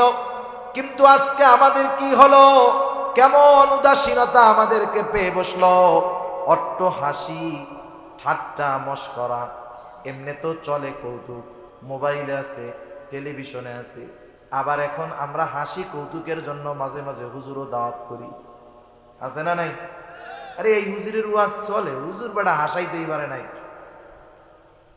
হাসি কৌতুক, মিথ্যা কথা বলে হাসাবে, একটু মজা করাবে, এই ধরনের হুজুর দাওয়াত দিয়ে আমরা হাসার জন্য হুজুর আনি, অনেকে আনেন অনেক জায়গায়। এগুলা যারা ওই ধরনের আয়োজন করে ওরাও খেয়ানতকারী, যারা আমার মতো এখানে এসে বসে মানুষদের মনোরঞ্জন করার জন্য মিথ্যা বলে কৌতুক বলে হাসায়, ওরাও আমানতের খেয়ানতকারী, ঠিক কিনা বলে? সেজন্য নিজের জীবনের কথা চিন্তা করেন। আজকে মৃত্যুবরণ করেন, রাতে মারা যান, এত সুন্দর বাড়ি গাড়ি রেখে গেছেন, এই রাতটাও আপনাকে আপনার পরিবার ঘরে থাকতে দিবে না। সাথে সাথে ফোন দিয়া মুয়াজ্জিন সাহেব, ইমাম সাহেবরে বলবে যে আরে ভাই তাড়াতাড়ি আসেন, গোসল করাবেন সকালে, কিন্তু এখনই বাইর করে রাখেন, পোলাপান ঘুমাইতে পারতেছে না। এটাই জীবন, এটাই বাস্তবতা, ঠিক কিনা বলে? তাহলে এই জীবনে এত হেসে, এত হাসি ঠাট্টা করে কেন আমরা জীবনের সময়গুলো নষ্ট করতেছি? কেন অন্তরটাকে মৃত বানায় ফেলতেছি? আমরা হাস্যরস আছে, এটার মধ্যে সীমাবদ্ধতা আছে। আল্লাহ রাসূল সাল্লাল্লাহু আলাইহি ওয়াসাল্লাম হেসেছেন। আপনি মিথ্যা বলে কাউকে হাসানো এটা শরীয়তে বৈধ নয়।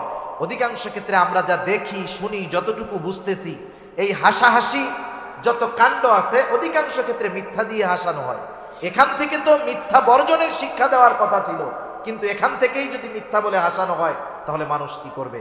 সেজন্য শরীয়তের মধ্যে বৈধতার মধ্যে থেকে হাস্যরস অবৈধ নয়। আর হাসির ক্ষেত্রেও আমরা খেয়াল করব, ওই যে দৈত্যর মতো হা হা হা করে হাসবো না। হাসির সুন্নাত আছে না নাই? আল্লাহ রাসূল সাল্লাল্লাহু আলাইহি ওয়াসাল্লাম মুচকি হাসি হাসতেন। কি হাসি হাসতেন? মুচকি হাসি। সেজন্য হাসার ক্ষেত্রেও লিমিটেশন আছে। মুমিনের হাসাটাও হবে ইবাদত, মুমিনের কথাটাও হবে ইবাদত, ঠিক কিনা বলেন? সেজন্য আমরা আমাদের বিষয়গুলো খেয়াল রাখবো। অতিরঞ্জিত হাসাহাসি করব না, এতে আল্লাহর নবী বলেন কি হবে? কলব মারা যাবে। আর মৃত কলব ইবাদতের মজা পায় না, মৃত কলব ইবাদতে মজা পায় না। সেজন্য আল্লাহর নবীর নসিহতগুলো খেয়াল করব। একটু শোনেন। 1 নাম্বার, আমরা যদি সবচাইতে বড় আবেদ হতে চাই আমাদেরকে গুনাহ ছাড়তে হবে। 2 নাম্বার, আমি যদি ধনী হতে চাই, আমি যদি আত্মার প্রশান্তি চাই, অন্তরের ধনী হতে চাই, ডিপ্রেশন টেনশন মুক্ত জিন্দেগি আমি গঠন করতে চাই, আমি চাই যে চিন্তা মুক্ত জিন্দেগি আমি অতিবাহিত করব, তাহলে আল্লাহ রব্বুল আলামিনের পক্ষ থেকে যতটুকু আসছে অতটুকুতেই সন্তুষ্ট থাকতে হবে, ঠিক কিনা বলেন? আর একটু কথা আসলো বলি, একটু চিন্তা করেন। মনে করেন একটা লোক একতলা বিল্ডিংয়ে থাকে, একতলা বিল্ডিং। অনেক মানুষের আছে একতলা পাকা ঘর নাই, আছে বলেন? নাই। ওই একতলাওয়ালা বাড়ির পাশে একজনে 20 তলা বিল্ডিং বানাইছে। কয়তলা? এখন একতলা এসি লাগানো টাইলস করা বাড়িওয়ালা যদি 20 তলার দিকে তাকায়, ওর একতলা কি মনে হবে বলেন তো? Public toilet. কি মনে হবে? ও 20 তলার দিকে তাকাইলে ওর ভালো একতলা, ভেতরে টাইলস করা, এসি সব আছে, ওর কি মনে হবে? আয় রে 20 তলা, আর আমারটা তো ওর বাসার সামনে টয়লেটের মতো লাগতেছে। তাহলে দেখেন, আমি যখন উপরের দিকে তাকাইলাম, আমি যে অবস্থায় আছি আমি সন্তুষ্ট থাকতে পারলাম না।